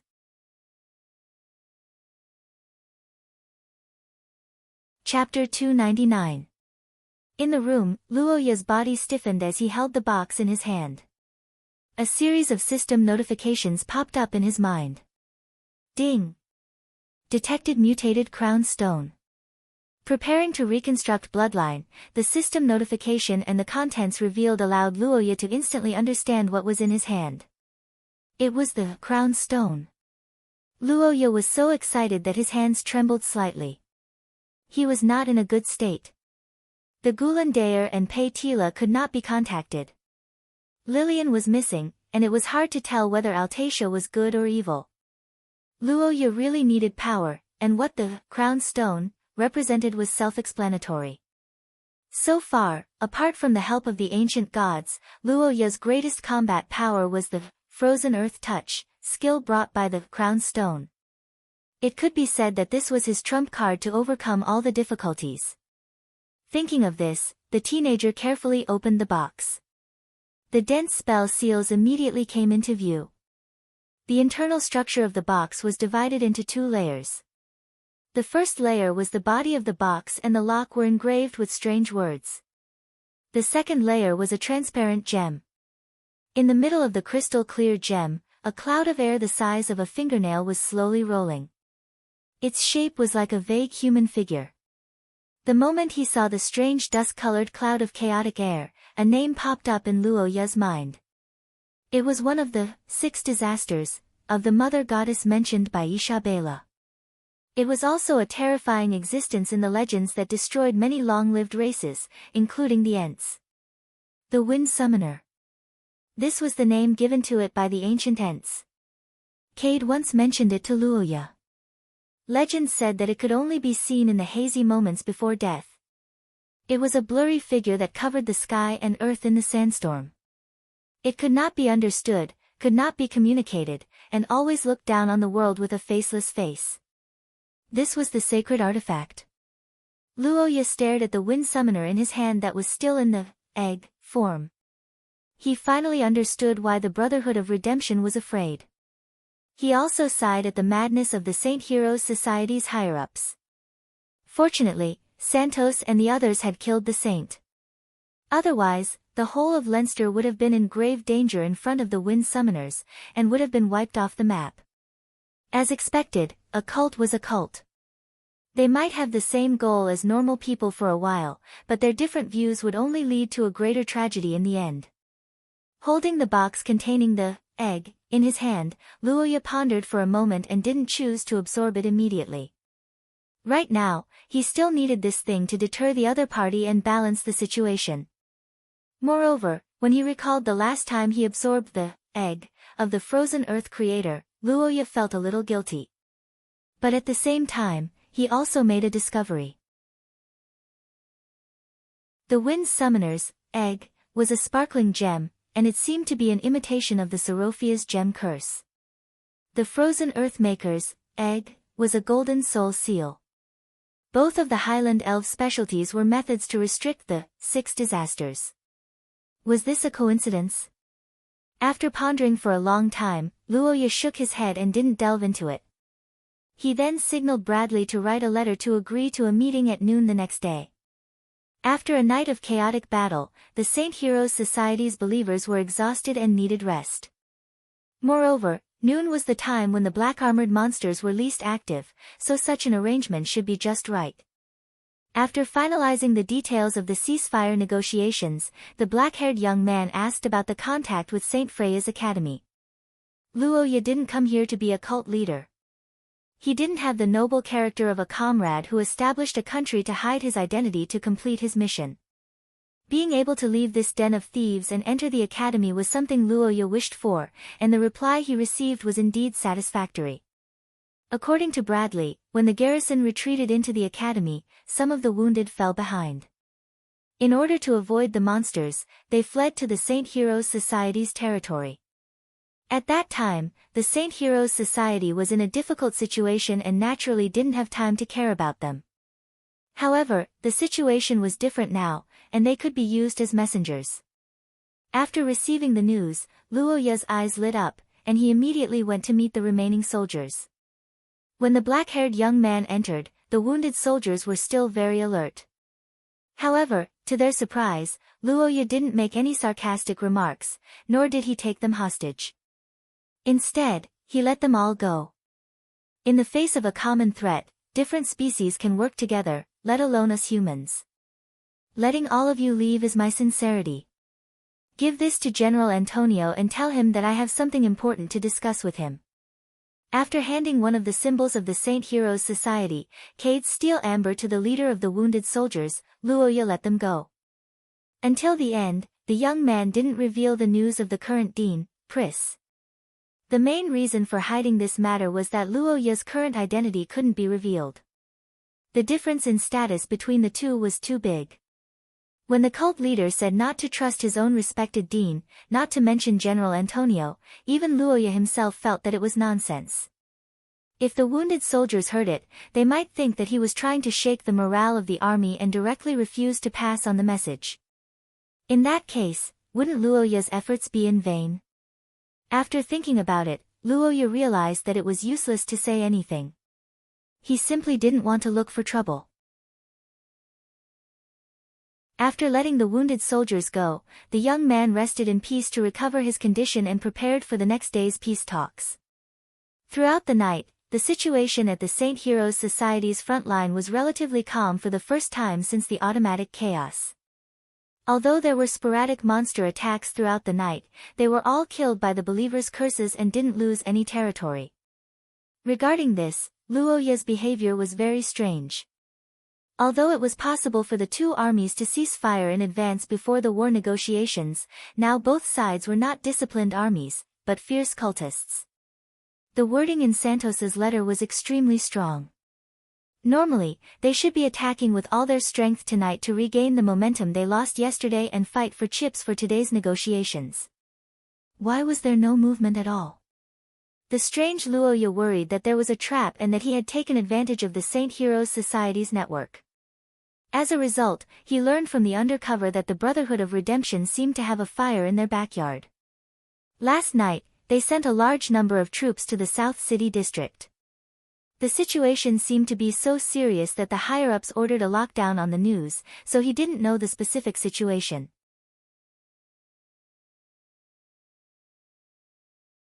Chapter 300. What was the best way to attack a person? The simplest way was no different from a physical attack, but in most cases, this was inevitably too rude and would arouse a strong reaction. In the absence of a physical attack, it was also a good choice to attack the opponent's spirit. There were many ways to attack the spirit. This time, facing Luoya, Santos chose to attack in the way of life. Unlike the Saint Heroes Society, which advocated the pursuit of miracles, the Brotherhood of Redemption advocated indulgence. While they pursued great power, they were inevitably tainted with madness. Without the restraint of reason, their desires would become more and more naked. Under the mixture of various desires, their lives were destined to be extravagant and licentious. These were simply too tempting for teenagers with weak wills, especially those who had yet to form a worldview. Santos had actually heard of the cultivation method of the saints. He heard that they were constantly injected with a strange curse vessel from an early age. It seemed to be a synthetic curse vessel that simulated the bloodline of an ancient family. Those who could integrate well and survive had the opportunity to become a saint. The saints were tools, and they were also one-time tools to activate the Saint Heroes Society's trump card. Other than adaptability, they did not need to be cultivated vigorously. Therefore, their general strength was not high.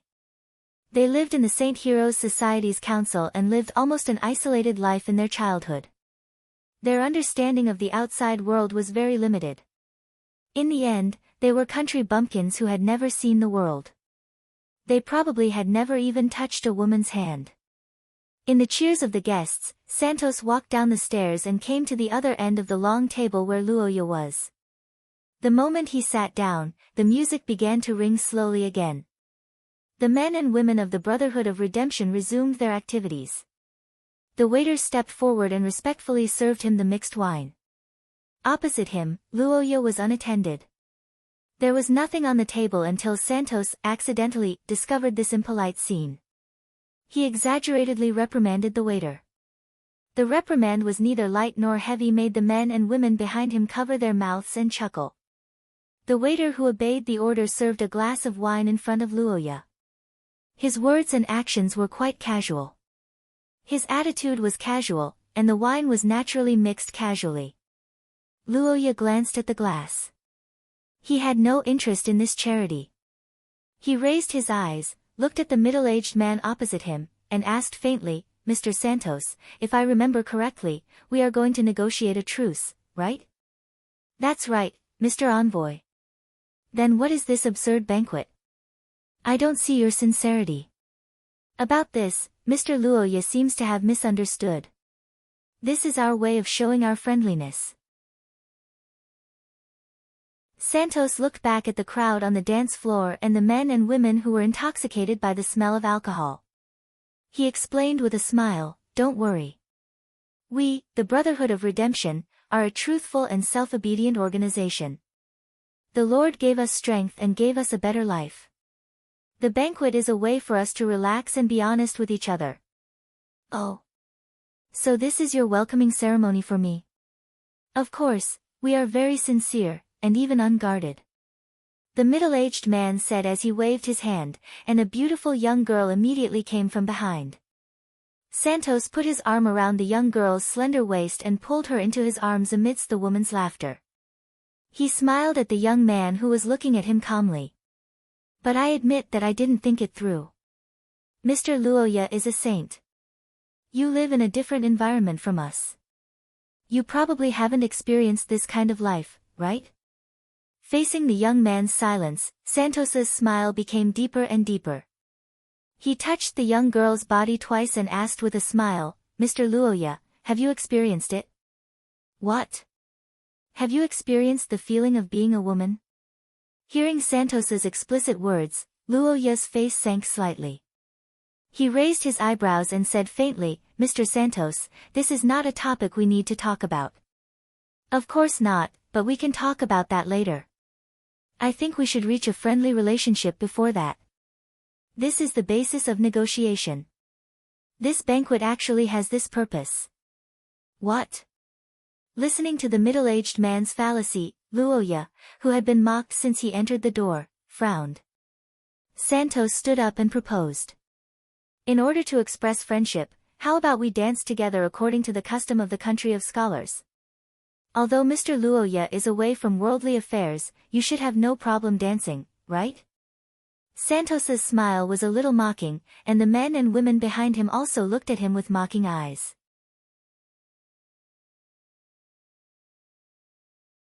Chapter 301. Inside the Westminster Mansion, a rather magical scene was unfolding at this time. In front of the crowd, Lillian, who was holding Luoya's hand, spoke indifferently and plainly. She didn't even have any murderous intent, but in reality, she was bidding farewell to Her Royal Highness the Empress. In the rumbling sound of the ground shaking, all the doors and windows in the Westminster mansion were smashed into pieces at the same time. Wood chips and glass debris wrapped the heavily armored knights and rushed into the banquet hall from all directions to surround the enemy. Those were the knights in unusually heavy dark blue armor, holding shields and spears on their backs. They had sharp long swords, neighing horses, and fluttering flags with the pattern of a blue spear. When they rushed into the hall, the crowd panicked and screamed. Luoya looked up and stared at the knights. Her pupils couldn't help but shrink. This flag. The Blue Knights of the ancient Austin Empire. The strong force that left a mark in history suddenly appeared in front of her. This strong impact made Luoya couldn't help but widen her eyes. However, everything wasn't over yet. When the people in the banquet hall shouted and the horses neighed, a low horn suddenly sounded, followed by a strange sound. Wah, wah, wah, the strange sound came from outside the window and became louder and louder. The panicked guards ran to the window to check, and then their faces turned ashen. As the sound source got closer and closer, everyone present knew what it was. It was the sound of uniform footsteps. Unknowingly, the entire Westminster mansion had been surrounded by countless soldiers. Large shields and heavy armor were connected together, reflecting the sunlight. The flags were like a forest, and the horns were incessant. The marching footsteps were like stepping on people's hearts. Under the protection of the knights, Lillian's purple eyes were as cold as ice. She looked at the gloomy Santos as if she was looking at a dead man. Source rank, too, was indeed strong, but it was only one level higher than Lillian. However, the difference in combat power between the two was like heaven and earth. In front of these fearless warriors who had come out of history to defend the great ancient Austin Empire, a level 2 source level fighter like Santos was just a little bit of a challenge. In fact, the leader of the Brotherhood of Redemption did not dare to move because there were nearly 100 level 4 source level Blue Knights in the mansion alone. Although Lillian was alone, she had thousands of troops. This banquet seemed to be surrounded by the Brotherhood of Redemption, but in fact, they were surrounded by Lillian alone. The men and women in the banquet hall didn't know where the troops came from. Some were trembling, some begging for mercy, but the knights didn't respond. Lillian didn't show mercy either. Anyone who bullied her brother was unforgivable to Lillian's sister. But after thinking about it, the young lady decided to let Luoya's choice. The black-haired boy just recovered from the shock of seeing the army that seemed to come out of a history book. After thinking for a while, Roja shook his head gently. It's still too early. The black-haired young man clasped Lillian's hand, trying to comfort his sister who was brimming with killing intent. Unexpectedly, not only did Lillian not show any dissatisfaction, but she even blushed and looked at the young man with eyes full of love. Then forget it. Saying so, he waved his hand gently, and the sound of the horn immediately stopped. The knights also lowered their swords pointing at the crowd. The atmosphere in the mansion relaxed a little. Santos secretly breathed a sigh of relief, but this time it was Luoya who smiled. Mr. Santos, thank you for your kindness this time. I'm very satisfied with this banquet, but I don't think it's the right time for negotiation. What do you think? Perhaps that is the case. Glancing at the tall knights nearby, Santos answered with an ugly expression. Santos didn't know where this army came from, but it was obvious that they didn't participate in the previous battle, which meant that this was a fresh army. Anyone who suddenly gained new strength would display it on the battlefield to gain a greater advantage. Negotiation would definitely be after that. That was why Santos didn't speak nonsense, and Luoya didn't waste any time either. Well then, goodbye. Have fun. After saying those words with a smile that made Santos's cheeks twitch, the black-haired young man bid farewell and left. On both sides of the carpet, the tall knights lined up in 2 rows, forming a long corridor with their lances. Luoya and Lillian walked through the corridor hand in hand, heading out of the mansion. Looking at the back of the two of them, Santos's face was flushed red, and he gritted his teeth. But then, as if he thought of something, his expression calmed down, and he even showed a mocking smile. Enjoy yourselves, in the last moments of your lives. Outside the door, Lillian's magnificent army retreated and disappeared one by one. Luo Ye looked at this scene with indescribable shock in his heart. All the armies, regardless of whether it was the cavalry or the infantry, were the trump cards of the ancient Austin Empire from different eras. And now, these warriors who didn't compete with each other in their lives were gathered together to protect the queen who brought them out of history. Although Luo Ye had vaguely sensed Lillian's strength when they confronted each other, he never thought that she would be this strong. If Roha could be said to be someone who had developed and surpassed the foundation of the Akate family's bloodline and origin substance, then Lillian was the chosen one who had combined the Akate family's bloodline and the origin substance of the Akate family. To a certain extent, she was a miracle.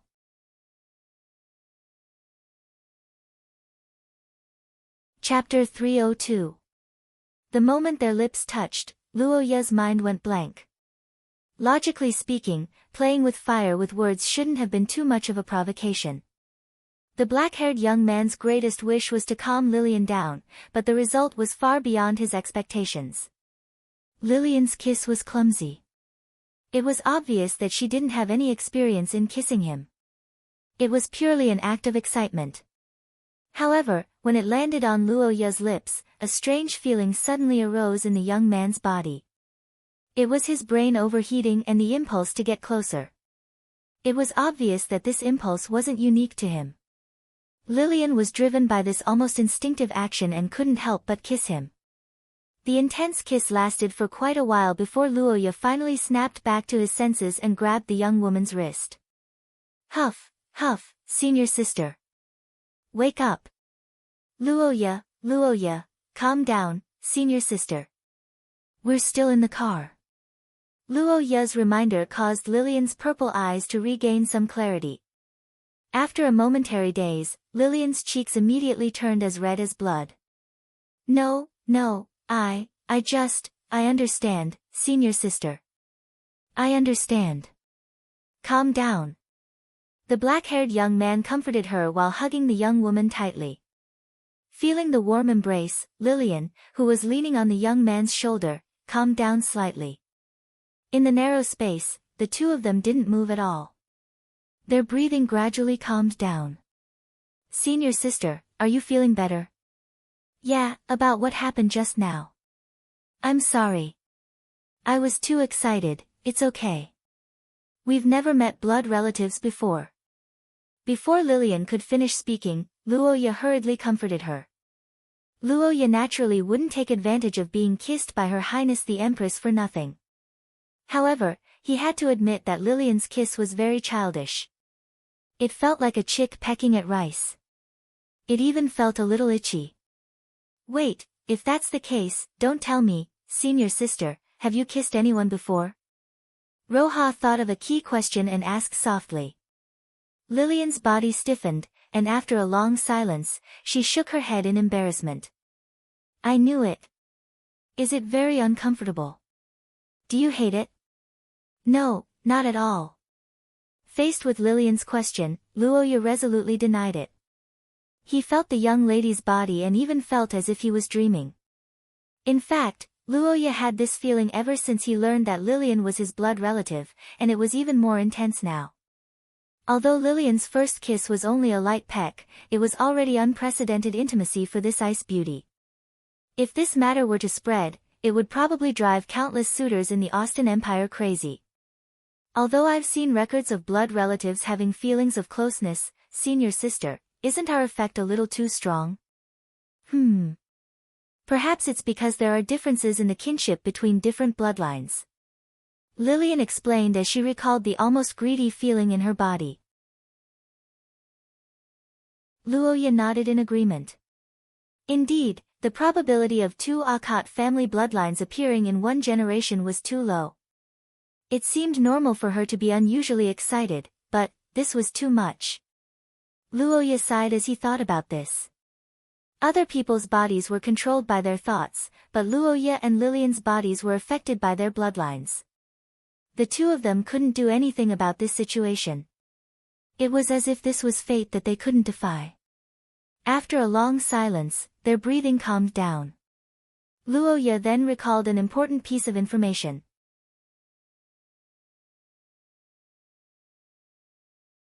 Chapter 303. Lillian's arrival was generally smooth, and it did not arouse any unusual reaction from the Saint Heroes Society. After all, Luoya now had a group of fanatics around him who thought that he was the saint's envoy. It could be said that he had absolute authority.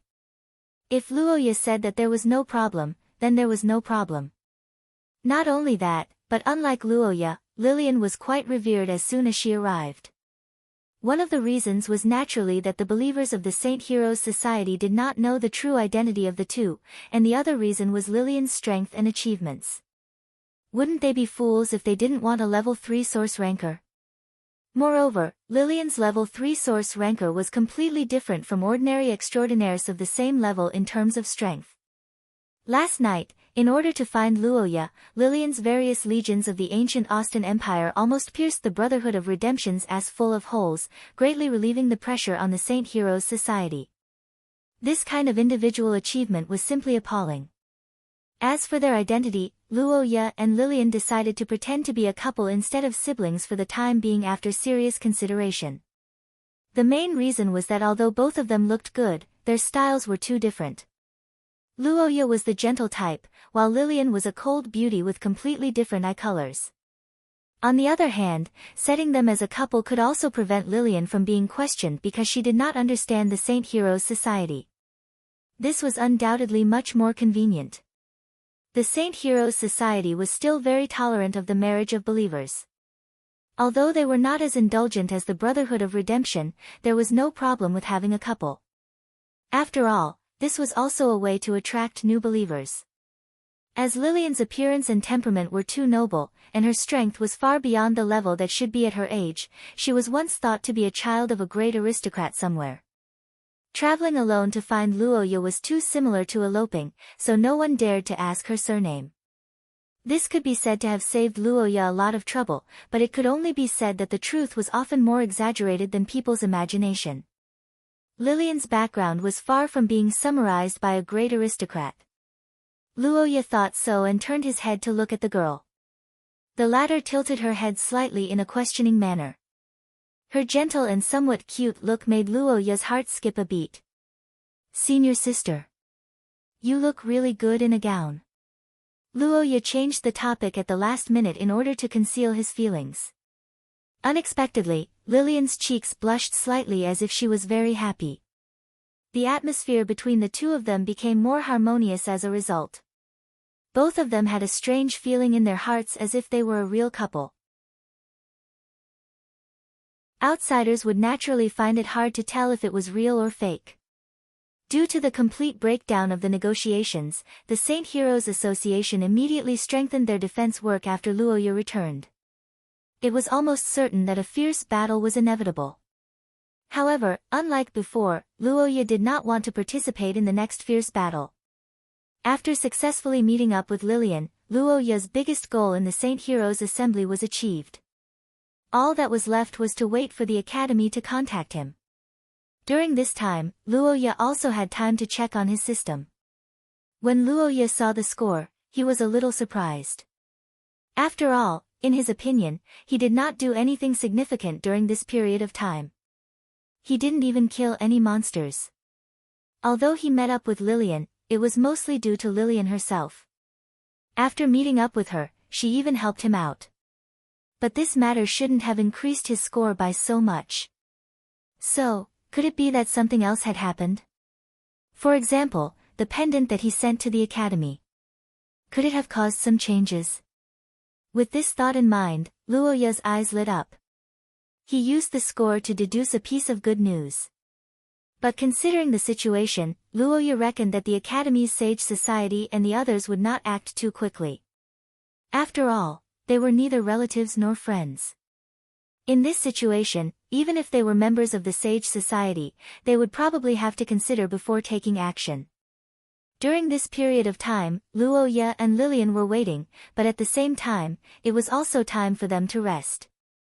Lillian had been fighting for 2 days and 2 nights in a row, so she naturally needed to rest. Luoya was also frozen last night due to the side effects of the touch of frigid earth. As soon as they saw each other today, he immediately felt exhausted. After arranging everything, Luoya immediately brought Lillian back to their room to rest. Now that the two of them were a couple, it was naturally impossible for them to stay in separate rooms. But even if they could, they didn't want to be apart. The two of them who had just found each other after being separated emotionally had some repercussions. It was even more so when it came to safety. Now that the two of them were spies in the enemy camp, no matter what they did in the future, staying together was the best plan. Lillian was naturally aware of this, but the two of them had a rare argument over where to sleep. I'm the elder sister, so you'll sleep on the bed. I'm the man, so of course you'll sleep on the bed. Both of their reasons were too good, so they refused to give in to each other. But in the end, the result was very harmonious. As they were in the enemy camp, after some discussion, they decided to take turns sleeping. One slept while the other guarded. This way, there wasn't much to argue about. After being frozen last night due to the side effects, Luoya technically hadn't slept for 5 days. Even though he was an extraordinary, his body couldn't take it after experiencing so many events. On the other hand, Lillian had been sleeping for 2 days after entering the historical fragment, so Luoya slept first tonight. From the time he returned to his room after dinner until close to midnight, Luoya slept soundly under the protection of Lillian. The sense of security from having a loved one by his side gave him a good rest. As for Lillian, she also had a good time during this period.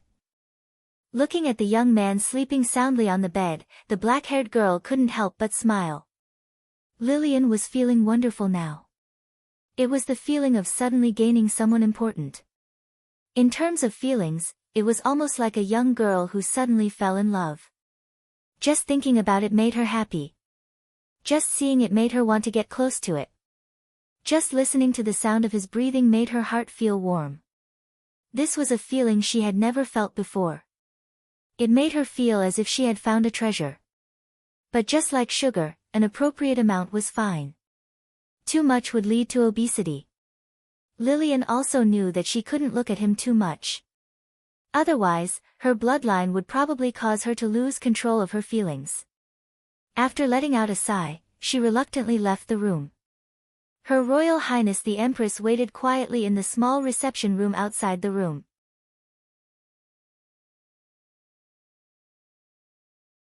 Chapter 304. In front of the throne, the beautiful witch was holding a corolla as she looked at the young man in front of her with a radiant smile on her face. How about it? Why don't you give it a try? The witch's persuasive voice entered Luoya's ears, followed by the rising desire in his heart. The black-haired young man looked at the corolla in Altatia's hand in a daze, but his golden eyes quickly returned to normal. No need. Thank you for your kind intentions, but I'm not interested. The young man's face sank slightly as a sense of danger rose in his heart while looking at the witch's reply. Altatia pouted when she heard his reply, then sighed a moment later. I've been collecting it for a long time, don't you think it's very compatible with you? A crown or something?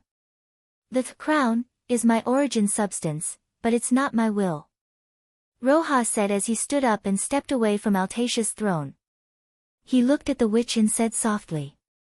Altatia, don't tempt me with this anymore, I'm not interested in being a king. Sigh, as expected.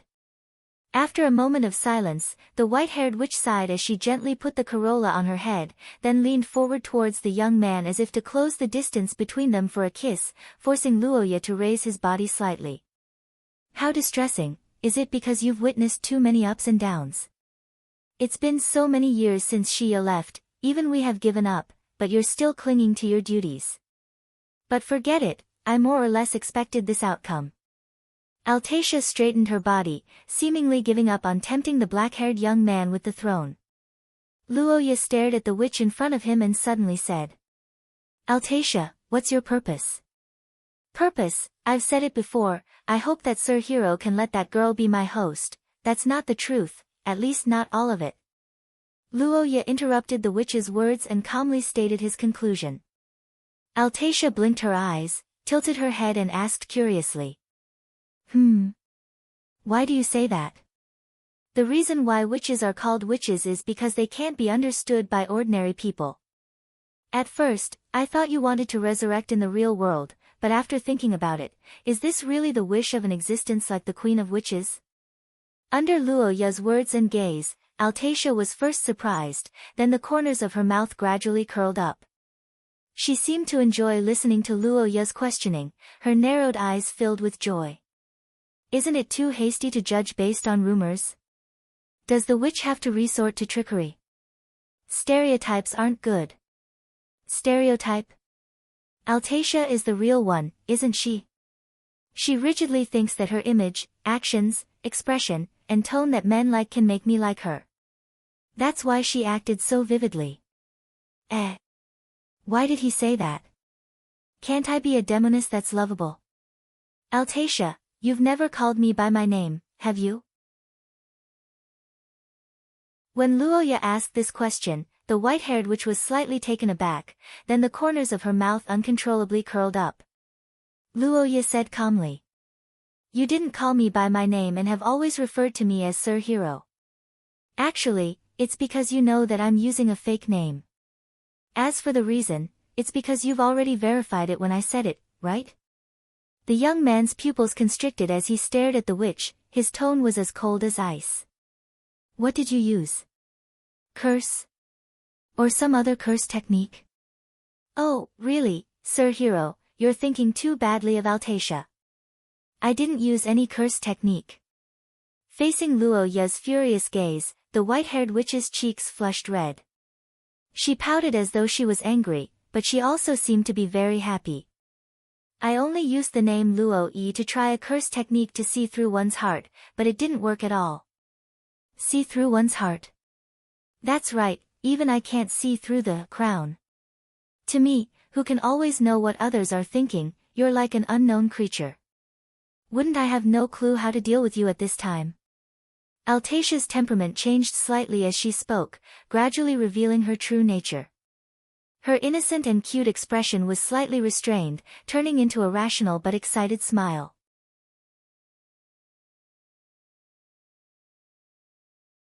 Chapter 305. Looking at the alarm clock on the table, Luoya tidied up his clothes and sighed helplessly. According to the agreement, the two of them would change shifts at midnight. However, the clock had already passed midnight, but there was still no one knocking on the door. Lillian didn't wake him up. The black-haired young man recalled the experience in his dream. Although Altacia was troublesome, it was good that she woke him up on time. Otherwise, Luoya might have slept until the next day. After tidying up his appearance, the young man walked out of the room and saw Her Royal Highness sitting outside elegantly and dutifully guarding the room. Lillian's purple eyes flashed with surprise when she saw Luoya waking up. According to her observation not long ago, Luoya should be sleeping soundly. What's wrong? Why did you suddenly wake up? Because it's time. Senior, why didn't you wake me up? My level is higher than yours. Besides, what's wrong with giving my time to my younger brother?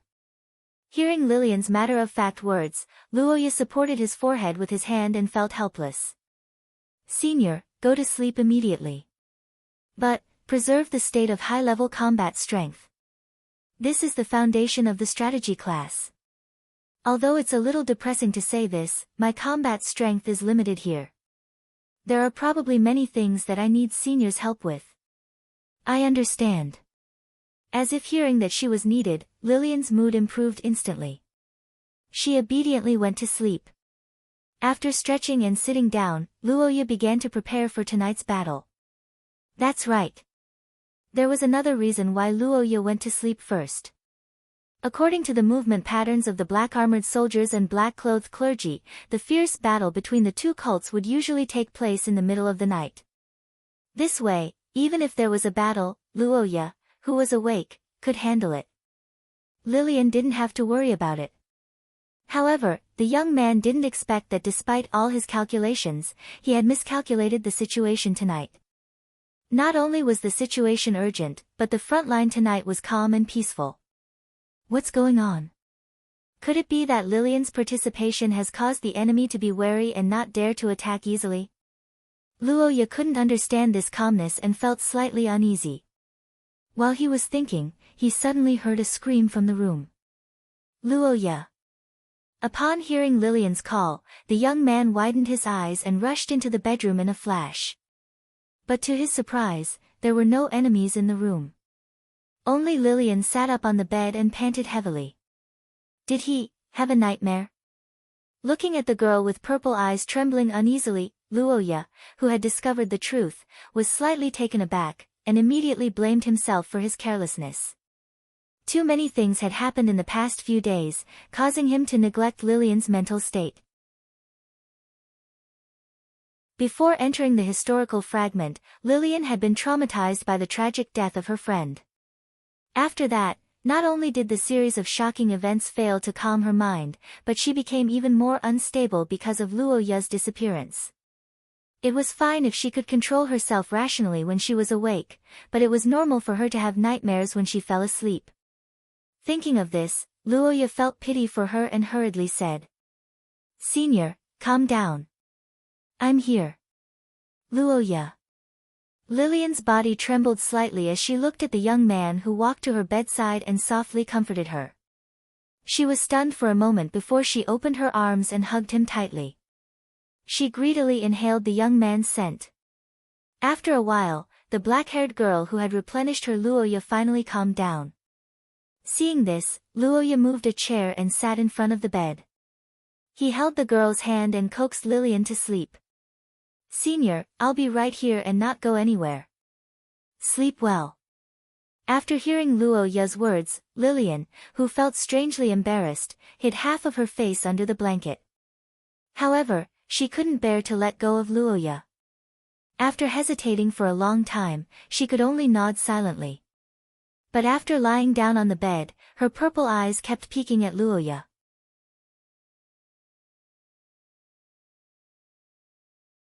Chapter 306. Estrella Ald. When the name came into sight, Luoya's brain couldn't help but turn blank. Ard? Is it that Ard? Thinking of the Eagle of Shadow during the ancient Austin Empire, the original family of the Akkad family, the black-haired boy was stunned for a moment and couldn't help but feel excited. Luoya never thought that in the 600 years of the Third Era, this ancient family that could not be found in records and only existed by word of mouth actually still had members alive. If this was the case, Cade's words made sense. No wonder, Scholar was a core member of the Twilight Sage Association. She was completely one of their own. As a member of the Ard family and a scholar of the Twilight Sage Association, Estrid must have more information than Luoya could imagine. At the thought of this, the black-haired boy had an impulse to fly over immediately. No, I have to calm down." Seeing the name of the ancestor, Luoya was excited for a moment before returning to his senses. Thinking of the situation of the Holy Heroes Association, he frowned and began to think seriously about how to implement this plan. Going to the north side of the academy tomorrow night was not a problem, but Luoya, who had the status of a holy envoy, sneaked out like this, which made him a little unwilling. The Brotherhood of Redemption didn't make a move tonight. The only possibility was that they were accumulating strength, and the outbreak was likely to be tomorrow night. If Luoya escaped at this juncture, then the Holy Heroes Association, which had lost its support, would be quickly defeated. At that time, the Brotherhood of Redemption would launch a large-scale attack on the city. Thinking so, Luoya thought, and the corners of his mouth gradually hooked up. The next morning, when Lillian's hazy consciousness gradually woke up, the first thing she felt was the warmth of her right hand. "This is..." "Yes, it's Luoya. He's still here." The girl, who had just woken up, remembered the somewhat embarrassing scene last night and couldn't help but feel a little shy. However, she was a little happy that Luoya still stayed by her bed all night. Logically speaking, after Lillian fell asleep last night, there was no need for Luoya to hold her hand like this. However, the young man did not let go of her hand as promised. This was something that Lillian did not expect. It almost meant that Lillian was very important to Luoya. The warm emotions in her heart filled Lillian with motivation. The moment she opened her eyes, she felt as if the world was glowing. Lillian, who had never experienced something like this before, was at a loss for what to do. At the same time, she was intoxicated. Senior sister, you're awake. Good morning. Good morning. In response to the young man's greeting, Lillian smiled faintly and replied with a good morning. However, she quickly recalled that she had just woken up and couldn't help covering her face. Senior. Don't look. I need to tidy up a little. Lillian's cheeks blushed slightly as she said this. Luoya was taken aback when he heard this. Then, he suddenly understood and left. Originally, Lillian had to bathe and wash her body every morning. But now, there were no servants in the castle, and many functions were damaged. The princess had no choice but to settle for the next best thing. After dressing up properly in front of the mirror, Lillian appeared in front of the young man again. Luoya glanced at the young lady who had hardly changed. He could only sigh at Lillian's natural beauty and then told her about the news from last night. According to the contents of the letter, Estrella and Antonio seemed to be guarding a certain cursed vessel according to the orders of the Sage Society. In the context of the invasion of the mutants, the cursed vessel that the scholar and others were guarding must be very important. If Luoya guessed correctly, this was probably the target of the Brotherhood of Redemption's rebellion. And judging from the time, the mystery of the destruction of the Sage Society that Luoya had been exploring was also likely to be related to this. After listening to the situation, Lillian nodded thoughtfully. But then, she was stunned by Luoya's other words. Madame Estrella is my ancestor. Well, strictly speaking, she is the ancestor of the Akot family. But since Senior has the bloodline of the Akot family, then your ancestors must also be related to the Ald family. Bloodlines wouldn't appear out of thin air. Lillian was different from most of the people in the family. The only possibility was that she had atavism. Charlot was a good example, and Lillian should be in the same situation. However, it would probably take some time for the princess to accept that her bloodline wasn't that of the royal family. After informing Luoya of the necessary information, he didn't disturb Senior anymore. After breakfast, Luoya began to gather the members of the Saint Heroes Society for a battle meeting.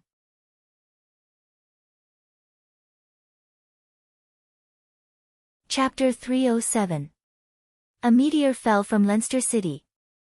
A few seconds after the flash was released, everyone reacted to it, be it north or south of the city, inside or outside the academy. It was a bright white meteor that seemed to contain endless radiance, beautiful and holy. However, what it contained was not warmth, but the coldness and despair that led people to death. Senior. Everything happened too quickly. In the next second when Luoya noticed the shining light, the light had dyed everything nearby white. In the distance, an old man in a black robe looked at the place where the meteor fell, his face emotionless. Plist Max Hill, this was a name that was praised in this era. When people mentioned him, the first thing that came to mind was the image of a wise and gentle old man. The followers of Bologna called him the saint, the scholars hailed him as the wisest chairman in history, and the extraordinary people called him the king of curses. Over the countless years, Priester had received too many honors and shouldered a considerable amount of responsibility. But today, as he looked at the falling light, the old man's face was no longer warm and gentle. Instead, it was cold and solemn. It had been 100 years since he fell into the hands of the Savior. After 100 years of planning, Plist was finally about to achieve his goal, but at this crucial moment, an unexpected person came to Leinster. The Akot family was a family that could not be carelessly handed down, especially their bloodline awakeners. For these chosen children who bore heavy burdens, anything was possible. This was the conclusion that Plist had given them over the long years. Whether it was the insurmountable gap in levels or the unbreakable iron rules, nothing was absolute before them. Their possibilities were far beyond the comprehension of ordinary people. It had been so since ancient times, and this time was no exception. Plist's slightly dim eyes looked into the distance. Under his attack, the entire area trembled, but the two targets did not turn into ashes. Where the light dissipated, what appeared was a huge skeleton and a giant black serpent that surrounded the two people. At this moment, the skeleton had mostly melted in the light, while the giant black serpent was almost shattered. Still, it had to be said that even without souls, these two curse power constructs had indeed protected their master. In the gradually dissipating form of the ancient god, the black-haired youth spat out blood. However, the pain of his body tearing apart did not diminish his will to fight. Instead, it made his will as cold as ice and unshakable. Frozen earth. Amidst the murmurs, white mist rushed out of the youth's body without holding back and tore at the old man who was holding a staff. At the same time, the deep sound of horns echoed from all directions. A powerful surge of curse power that had never been seen before erupted from Lillian's body. With Priest as the center, countless warriors walked out of the radiance and began their charge. Amidst the deafening battle cries, countless warriors stepped out of the radiance and began their charge. The heavy-armored legions with lions painted on their shields, the blue-armored knights with lances pointed forward, and the archers with strange mechanical curses on their arms, the most elite legions in human history began a joint encirclement under the Queen's command. Amidst the piercing sound, arrows of destruction imbued with elemental magic converged into a colorful cloud and fell from the sky. Beside Lillian, thousands of red-robed spellcasters held up their long staffs. The light of their curses was as bright as the stars. Obscure incantations echoed in their mouths as they worked together to create an army of curses that far exceeded their individual strength. After being attacked for a moment, the two of them who had a tacit understanding unleashed their killer moves almost at the same time. There was no other reason other than that the enemy gave them too much pressure. Amidst the frost, the youth's expression was unprecedentedly ugly. In front of him, Lillian shielded him behind her as if she was protecting him. However, her clenched hands were trembling slightly. Both of them could feel that the other party did not use his full strength in the blow just now, and that was indeed the case. That's right. The blow that shook the earth like a meteor was just a greeting from Plist. Even if he was destined to kill the other party and had even rushed here specifically for this, Plist did not like to ambush the younger generation. Giving the other party the right to fight back with all his might was his reservedness as the king of curses, just like now. Under the moonlight, amidst the heavy encirclement of thousands of soldiers and horses, the horns of the barracks continued to sound. The earth trembled under the hooves of the horses, and the sky was covered by arrows and frost.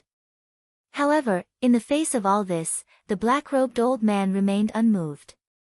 He looked at the young man and girl in the distance with his weathered eyes. After a long time, he only let out a sigh. How powerful! The heartfelt praise came from the mouth of the king of curses. Luoya was familiar with history. How could the knowledgeable Plist not know the origin of these soldiers? With this powerful army and that strange frost, even a powerhouse of the second level of the source rank would be easily annihilated by the combined forces of these two young men. If it was before the dark days, he would definitely protect these children with all his might. Unfortunately, it was all too late. Under the overwhelming attacks, Priest's body suddenly burst out with layers of light. The dark clouds of elemental arrows turned into ashes, and the frost that covered the ground was also dispersed. The old cursemancer raised his long staff, and the holy statue on the staff suddenly seemed to come alive. The half-body banshee opened her arms and opened her mouth to let out a call of death. Cough. Not good. Luoya, who was coughing out a mouthful of blood, stared at the staff in the old man's hand. His expression changed drastically, and he reflexively thought of a holy weapon. Staff of the Dead Man's Voice. It was a holy weapon described in the records of the scholar country. Legend had it that the cursed soul of a banshee resided in the staff. After it was activated, it would carry out a large-scale indiscriminate curse. It had once reaped tens of thousands of lives on the battlefield of the mutants. The terrifying weapon in the records flashed across his mind. The next moment, the cruel reality proved his thoughts. Within 100 meters of the old man, the knights that were charging towards Priest were falling to the ground in droves amidst the shrill cries. Be it man or horse, all of their presence vanished amidst the call of death. The black-haired girl abruptly widened her eyes, but after a brief moment of hesitation, she steeled her heart and continued to command the army to charge towards the old man. She must buy time for the legion of cursemancers behind her to cast their spells. For that, she would pay any price. Determined, Lillian began to stall for time with all her might. The brave soldiers of the legion charged at the enemy dauntlessly. Layers of corpses piled up. The scene was unprecedentedly tragic. However, not a single one of them could get within 10 meters of Plist. Only the huge skeleton was not afraid of the terrifying curse. However, the Goulandaire that had lost its soul could not pose a threat to the enemy. The frost and the rain of arrows were still being dispersed by the light. The battle cries shook the surroundings. Every minute and every second of the battle felt like a year. Until the chanting of the thousands of people stopped abruptly, and the inexplicable pressure in the sky was so strong that it could not be ignored. Only then did Lillian's purple eyes lit up again. Divine strike of the Legion curse. After a long period of preparation, it was finally completed.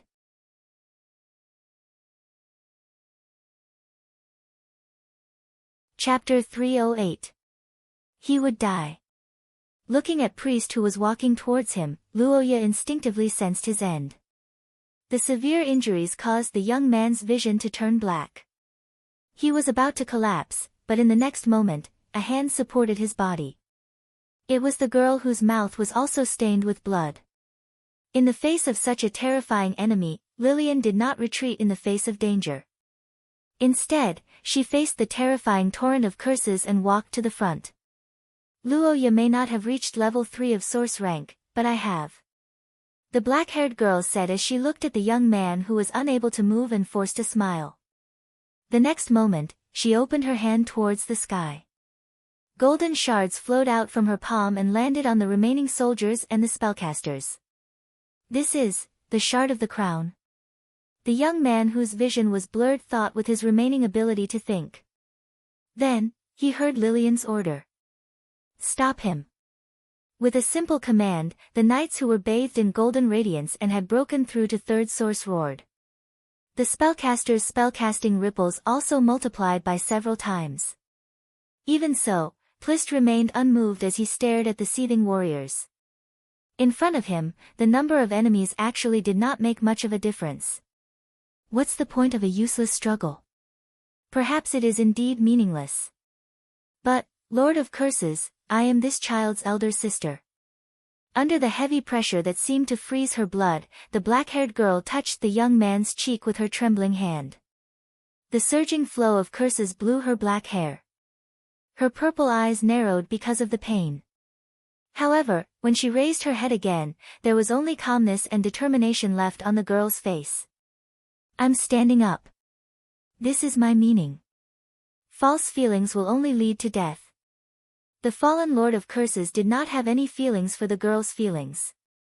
He said so and then raised his finger. What followed was a torrent of destruction. That was the light of destruction that could completely fill one's vision.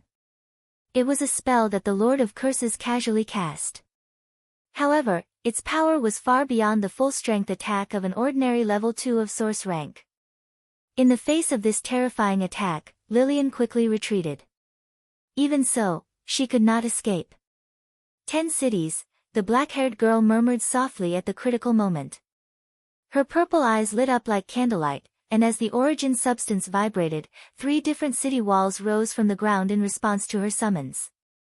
The tall walls and deep city walls acted like shields, instantly blocking in front of the girl. In the distance, Pleist's eyes widened in shock. The 10 cities was something that could only be summoned by the kingdom, origin substance of the Achaemen tribe. There were 10 fortresses that had existed in human history. They gathered the hopes of the people during the Age of Chaos and were the strongest defensive force. They were also Lillian's trump card. Under the protection of these legendary fortresses, the pursuing white light was indeed blocked outside the city. I didn't expect you to be able to summon such a thing. You're actually a mixed blood of the Ace Man family. The black-robed old man widened his eyes in surprise. After a while, he shook his head. However, even if it's a legendary stronghold summoned by a level 3 source ranker, it won't be able to stop me. Pleist sighed. In the next moment, he raised his hand for the second time. The impact of the curse power that was comparable to divine punishment was released once again. This time, it was several times more powerful than the first time. Under this attack, the warriors who charged at him were reduced to ashes. The legendary fortresses also collapsed one by one. Lillian, who was retreating rapidly, was as pale as a sheet. However, as she felt the young man who was almost unconscious in her arms, the girl's heart was only filled with the promise she once made. I'll definitely protect you well. The feelings in her heart turned into the desire to protect. The black-haired girl who had made up her mind clenched two of her fingers. As her purple eyes contracted, she suddenly exerted her strength. Crack! Amidst the sound of finger bones breaking, the three fortresses that had collapsed and disappeared under Pleist's attack suddenly burst out with a blinding radiance. The fourth city, Fort Sapadro, and the fifth city, Sequoian, rushed out of the ground one after another. At the same time, 7 blue-robed sorcerers appeared out of thin air beside Lillian. They chanted at the same time.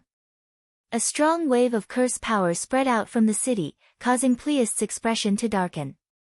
So that's how it is. It's not to stop me, but to buy time and opportunity for the transfer curse? Pleist's eyes shone brighter as he spoke. After Luoya, Lillian's performance had completely stunned the King of Curses. 10 cities. That was an absolute defense that no external curse could harm or affect the people inside before it was destroyed. Leaving the first 3 cities aside, it was already a miracle that she could summon the 5th city as a level 3 source ranker. She was calm, decisive, and exceptionally talented. Even when she was heavily injured and in despair, she was still searching for a chance. I didn't expect that there would be 2 outstanding Akkat bloodline users in the same era. The King of Curses sighed. However, in the next moment, a majestic killing intent enveloped in aurora and lightning came towards him.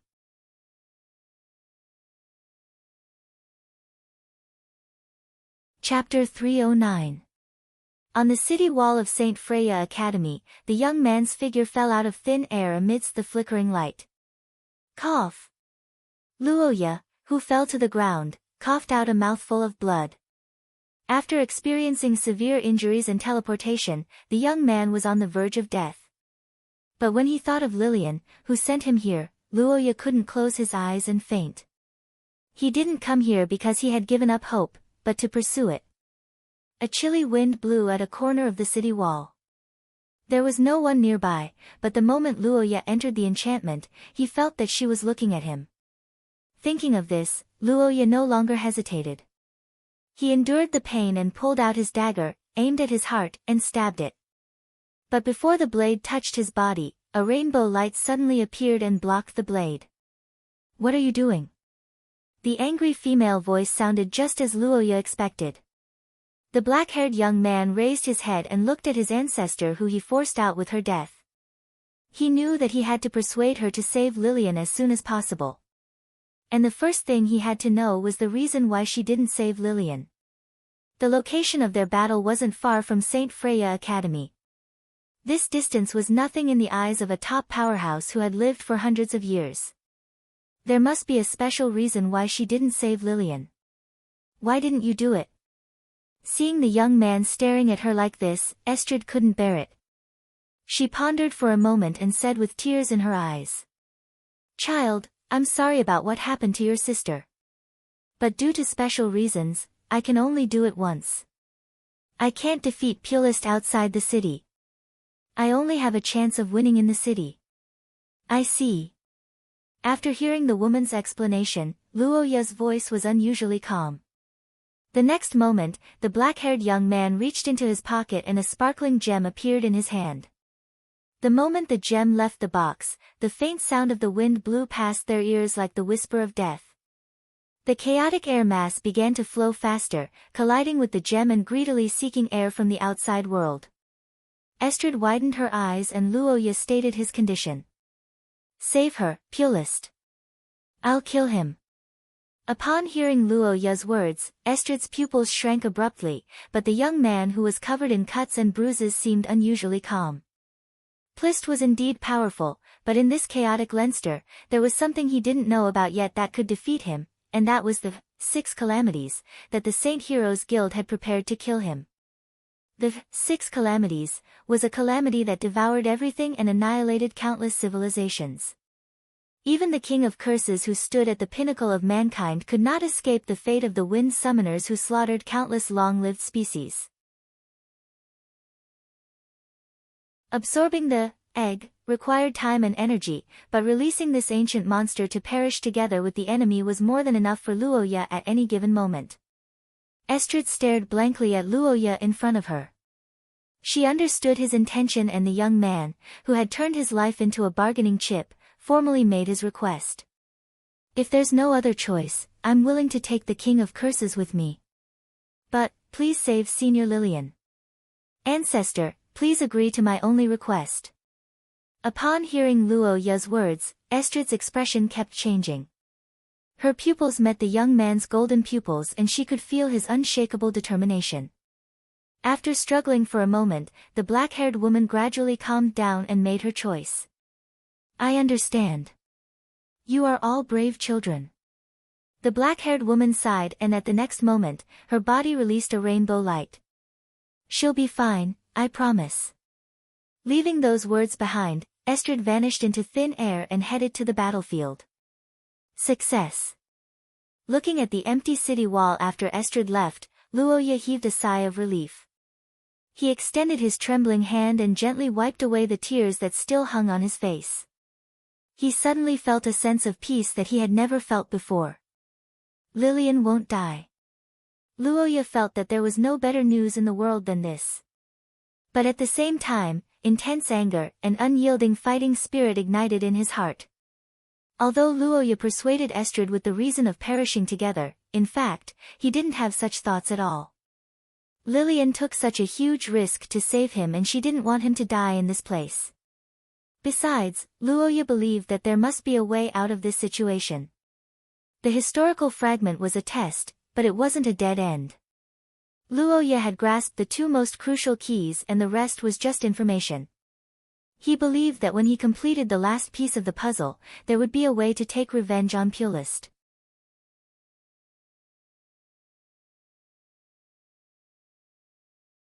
Chapter 310. The term future was a very broad term. It could mean the future like tomorrow, or it could also mean an abstract concept like the future. But when it was preceded by the word human, it would be exceptionally heavy. What exactly does the future of human refer to? With such questions echoing in his mind, his hazy consciousness gradually became clear. Everything that happened before he fainted flashed across his mind. When he woke up again, Luoya was already in a tidy bedroom. Blinking his eyes gently, the black-haired young man got up abruptly. Where is this place? Covering his body that was still in pain, Luoya observed the room he was in. He realized that this should be an unoccupied bedroom. There were no personal belongings, and everything was standard furniture. Is this a temporary ward? Such a thought flashed across his mind. But before Luoya could shout, a little elf-emitting light suddenly descended from above. After circling around him, it flew towards the direction of the door. Is it going to lead the way for me? Understanding the elf's intention, Luoya got down from the bed and followed the elf's guidance out of the door. Realizing that there was no one in the corridor, he walked through the slightly gloomy building and soon arrived at the central hall. As the elf flew up, Luoya looked up and saw a figure floating above the hall. It was a black-haired woman in a long dress. She was also the one who Luoya asked for help last night. But unlike yesterday, Estrid seemed to be slightly exhausted. Perhaps sensing the young man's gaze, the black-haired woman opened her eyes and blinked in surprise. Can you walk now? It seems that you've recovered well. The woman said as she descended from the sky. Luoya was stunned for a moment before he anxiously asked about the situation after he fainted. Estrid smiled faintly and slowly explained the aftermath of the battle last night. After Luoya fainted, Lillian was successfully rescued by Estrid, who rushed to the scene. Estrid and Plist met on the spot and fought on the spot. As a result, most of Leinster was now in ruins and both sides were recuperating. Originally, if we fought in the academy, I could use the dream realization enchantment to protect the nearby buildings. But this time, it was outside the range. Dream realization? Yes, that's the ability to materialize dreams. It can cover reality. No matter how much damage is done within the barrier, everything will return to normal after the barrier disappears. The wide-eyed Luoya finally understood why there were no traces of this battle at St. Freya Academy. Then the young man asked where Lillian was, and the answer was that the girl had fallen asleep after receiving treatment. After hearing the news, Luoya was finally relieved. Seeing the two so loving, Estrella smiled. However, to her surprise, Luoya didn't leave immediately. Instead, she asked her a key question. Lord Ancestor, with your strength, what are you guarding here? The black-haired young man looked at Estrid's question, his heart full of confusion. Since Estrid was able to fight with the Lord of Curses and retreat unscathed, she must be a powerhouse of the same level, which was a level 1 source level powerhouse. What kind of thing was it that it needed a level 1 source level powerhouse to protect it? In the face of Luoya's question, the rainbow-eyed beauty fell into silence. After hesitating for a long time, Estrella sighed and said, I'm guarding the relic of the ancient three-race alliance, Dream of Chaos. Dream of Chaos? The Three-Race Alliance? Yes, the Three-Race Alliance was an alliance formed by angels, dragons, and highland elves to fight against the great beings who had gone mad in ancient times.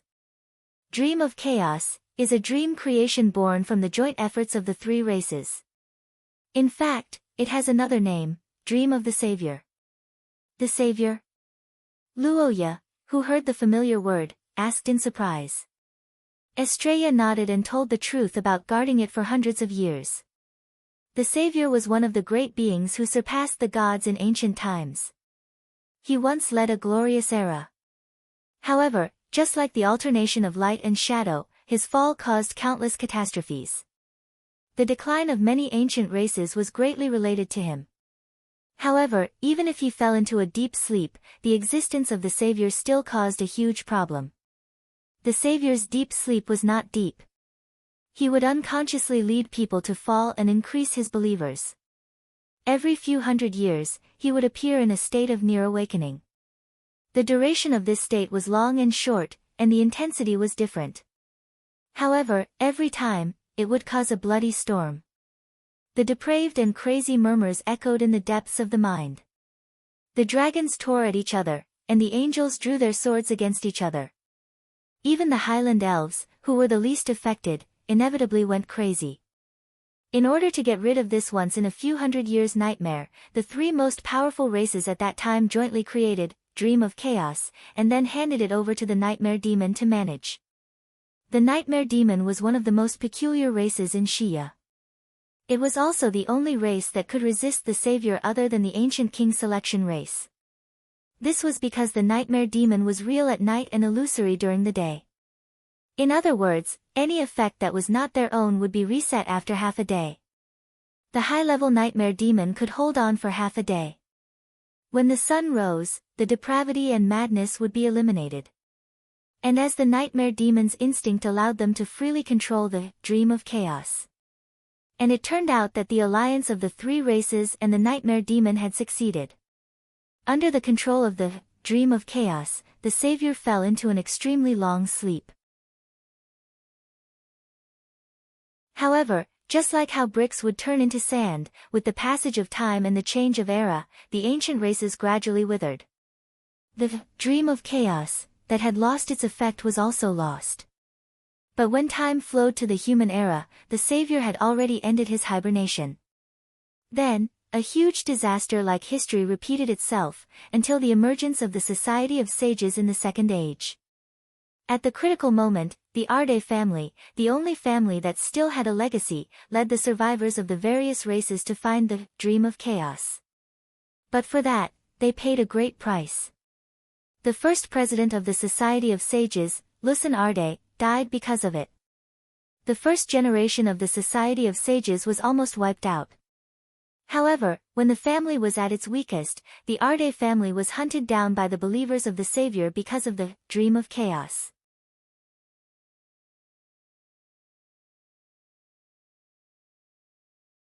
Chapter 311.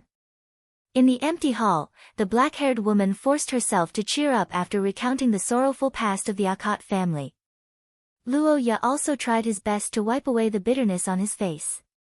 However, at the next moment, the young man's face froze when he saw the room that Estrid pointed at. What does she mean? Keep a child. Keep what child? Luo Ya stared blankly at the woman in front of him with his eyes wide open. He couldn't react for a moment, but Estrid didn't feel that there was anything wrong with it.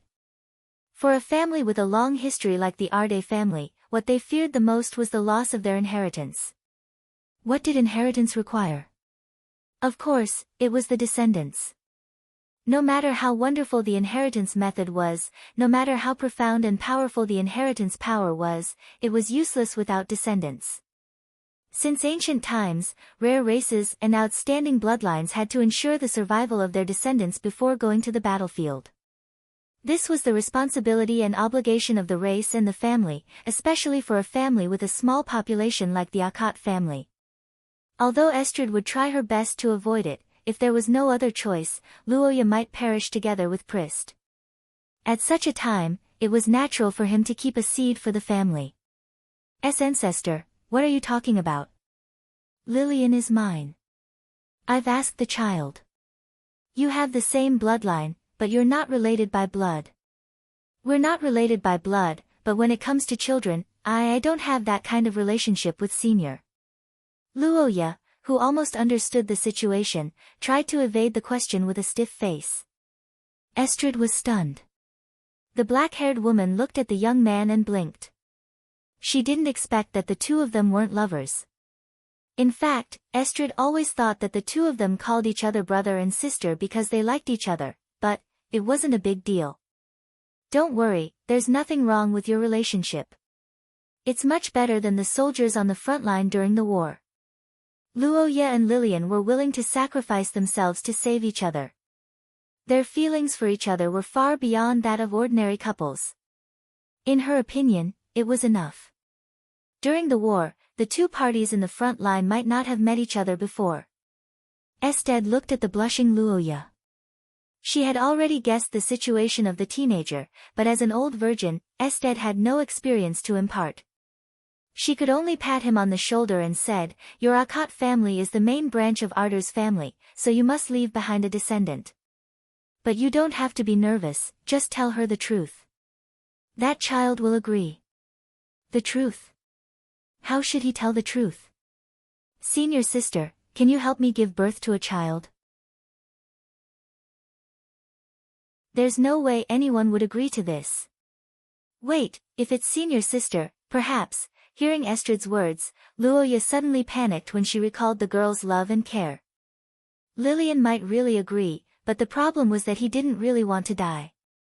Normally, there would not be an absolute deadlock in a historical episode. Luo Ya wanted to fight for his life, but he didn't want to die. And he found it strange. From Roy to Estrid, why did they all have something against Lillian's belly? Luo Ya had a headache when he thought of this, but then he recalled Estrid's attitude toward the Ackman family. His feverish brain seemed to have been splashed with cold water. He deliberated for a moment and carefully said, Ancestor, there's something I want to tell you. Actually, senior sister Lillian is a member of the Ackman family. Hearing Luo Ya's words, Estrid, who hated the Ackman family to the core, frowned. But after a long silence, the black-haired woman sighed. 1,000 years have passed, and the grudges of the past have long been buried in the dust of history. These have nothing to do with that child. Compared to that, her love and care for you is real. Not many people in this world dare to stand in front of the Lord of Curses, let alone for others. Besides, if your child is born, what will his surname be? That should be Akat. Roha listened to this question with a strange look on his face. Estrid nodded her head seriously. That's it. You're Akat. After marrying you, she changed her surname to Akat. The child will still be Akat. What does that have to do with the Ackman family? How can that be?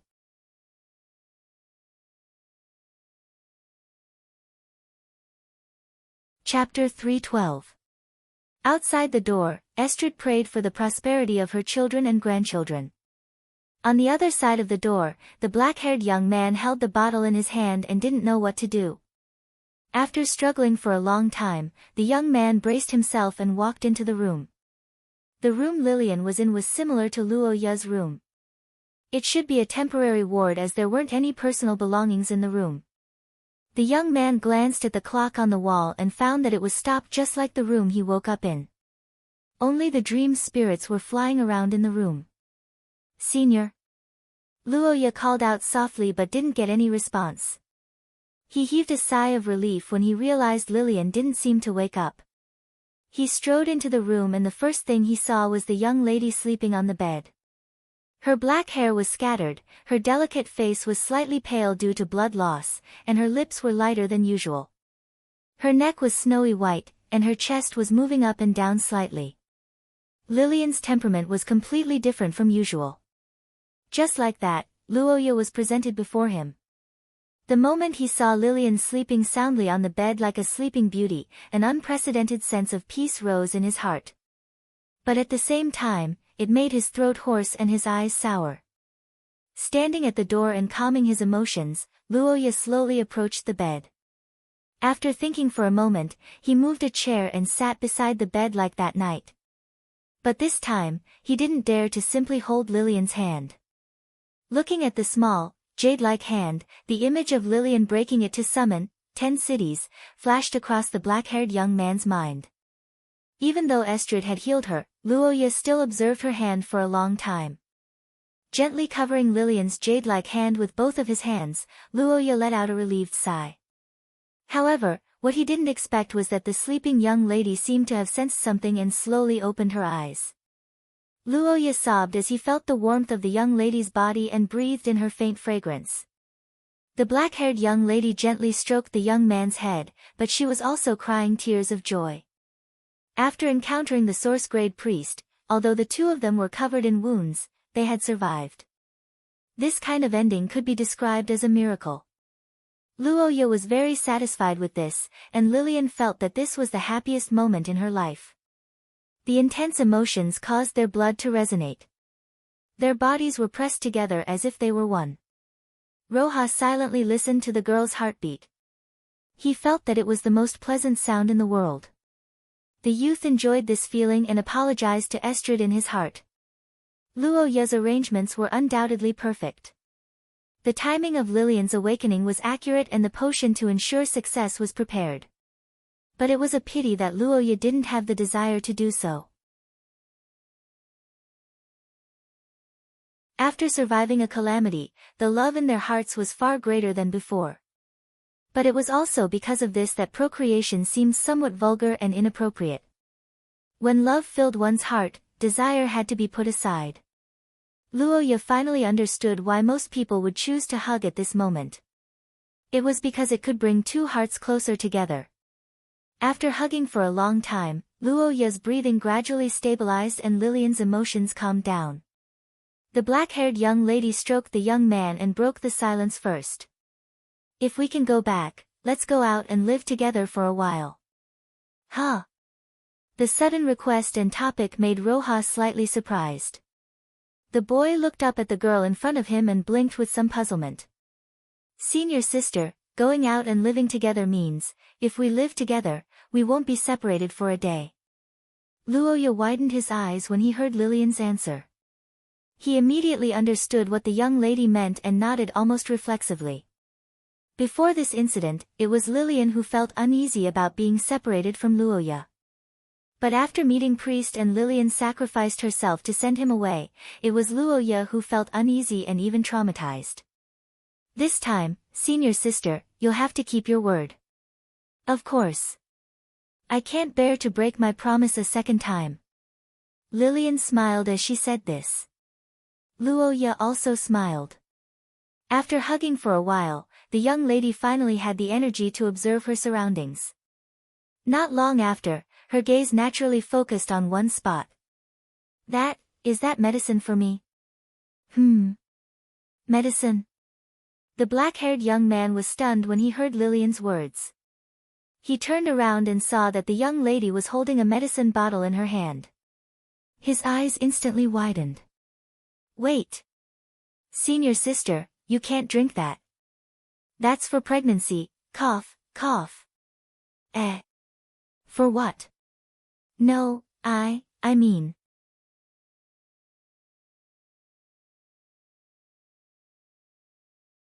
Chapter 313.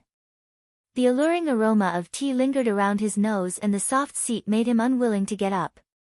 When Luoya opened his eyes again, he saw a dazzling array of refreshments and a witch holding a teacup across the table. However, unlike the previous 2 times, Altacia was much more obedient this time. She didn't tempt Luoya to do anything, nor did she make him appear in a strange place. She just greeted him with a faint smile in front of the peaceful tea table. Good evening, Sir Hero. Good evening. Looking at the night outside the window, Roha calmly greeted back and then picked up the cup and took a sip of tea. This was the 3rd time they met. Luoya's emotions were very stable. After experiencing various crises, the more urgent the situation was, the calmer the young man became. However, it was this unusual calmness that made the witch across the table puzzled. Altacia looked at the calm young man. After hesitating for a moment, she raised her eyes and carefully said, "What a surprise, I thought I would be scolded when I saw you this time." Why? Because, the skill I gave you didn't take effect. Aren't you angry? Angry? Hearing Altacia's words, the black-haired young man paused for a moment and nodded slightly. Yes, but only to myself. Yourself? Why? Looking at Altacia, who widened her eyes, Luoya put down the teacup and said calmly, "You are a witch. You are the representative of changes and incomprehensible. Treating the skill you gave me as a life-saving straw is absurd. Moreover, that skill isn't an autonomous ability but similar to a summoning. Therefore, the summoned person expressing rejection is also one of the possible outcomes. After all, that is your right. In the end, you have never said that you are my companion." Luoya raised his eyes and looked coldly at the white-haired witch. Seeing this, Altacia pursed her lips and showed a wronged expression. "Sir Hero, are you treating me as an enemy?" "No, it's not hostility. It's just distrust. Or rather, jumping out of a fixed way of thinking. I was indeed too lazy before." The black-haired youth sighed as he recalled Prister's evaluation of him. After experiencing the crisis of the 2 historical fragments, although Luoya still believed that the danger of the historical fragments should be taken seriously, in fact, he had unknowingly started to look down on them, which was the arrogance in Pulist's eyes. It was inevitable that he would encounter ancient existences in the historical fragments, but would these ancient gods help him? No one could guarantee such a thing. This was especially true for the Witch Queen, Altacia. She wasn't a match for Luoya in the first place. Plus, witches were known to be capricious, so it was only natural that something would happen at such a special moment. Ever since I resonated with Senior Lillian and learned that she also had the bloodline of the Ackett family, I developed a sense of dependence on her and lost my sense of nervousness. I subconsciously wanted to share my burdens with her, which resulted in Senior Lillian almost dying to save me. You didn't appear at that time, which could be said to have shattered the illusion in my heart and allowed me to regain my footing. From this perspective, I should be thanking you." Luoya gazed at the white-haired woman in front of him. His golden pupils didn't contain any deceit. Upon hearing his words, Altacia was stunned. After a long while, the Witch Queen's body gradually trembled. Then, she couldn't help but laugh out loud. Hee hee, ha ha ha. As expected, we really get along well. Sir Hero, you're right. A sense of dependence is indeed a contradiction with the trials of your family. But I didn't do it on purpose. That's the only thing I hope you can understand me about. Altacia isn't such a bad witch. I didn't appear because summoning me in your state back then wouldn't solve the problem. Instead, it would cause your deaths. The white-haired Witch Queen stroked her cheeks and gazed at the young man opposite her with narrowed eyes. I really like Sir Hero. That's the only thing I hope you don't doubt. Like? Are you referring to the pain and lamentation when I'm at the center of the contradiction? Don't ask that. Isn't it like you're asking me to tell you what I like about Sir Hero? You're so mean. Altacia held her cheeks and said shyly. But at the next moment, she revealed a joyful smile. Although I like those two, I still hope that Sir Hero can defeat them. After all, isn't that the contradiction in your family? No matter if it's the inner conflict and hesitation, or the external conflicts and dangers, they are like curses that will always accompany you. And Sir Hero is a typical example. You're tuning in to the Blissful Bookshelf YouTube channel. We're so grateful for your support, and don't forget to subscribe to join us on this incredible journey through captivating stories. Your generosity through donations truly makes a world of difference, as it's the primary source of revenue that allows me to expand and enhance this channel for you. Thank you from the bottom of my heart for being a part of this adventure.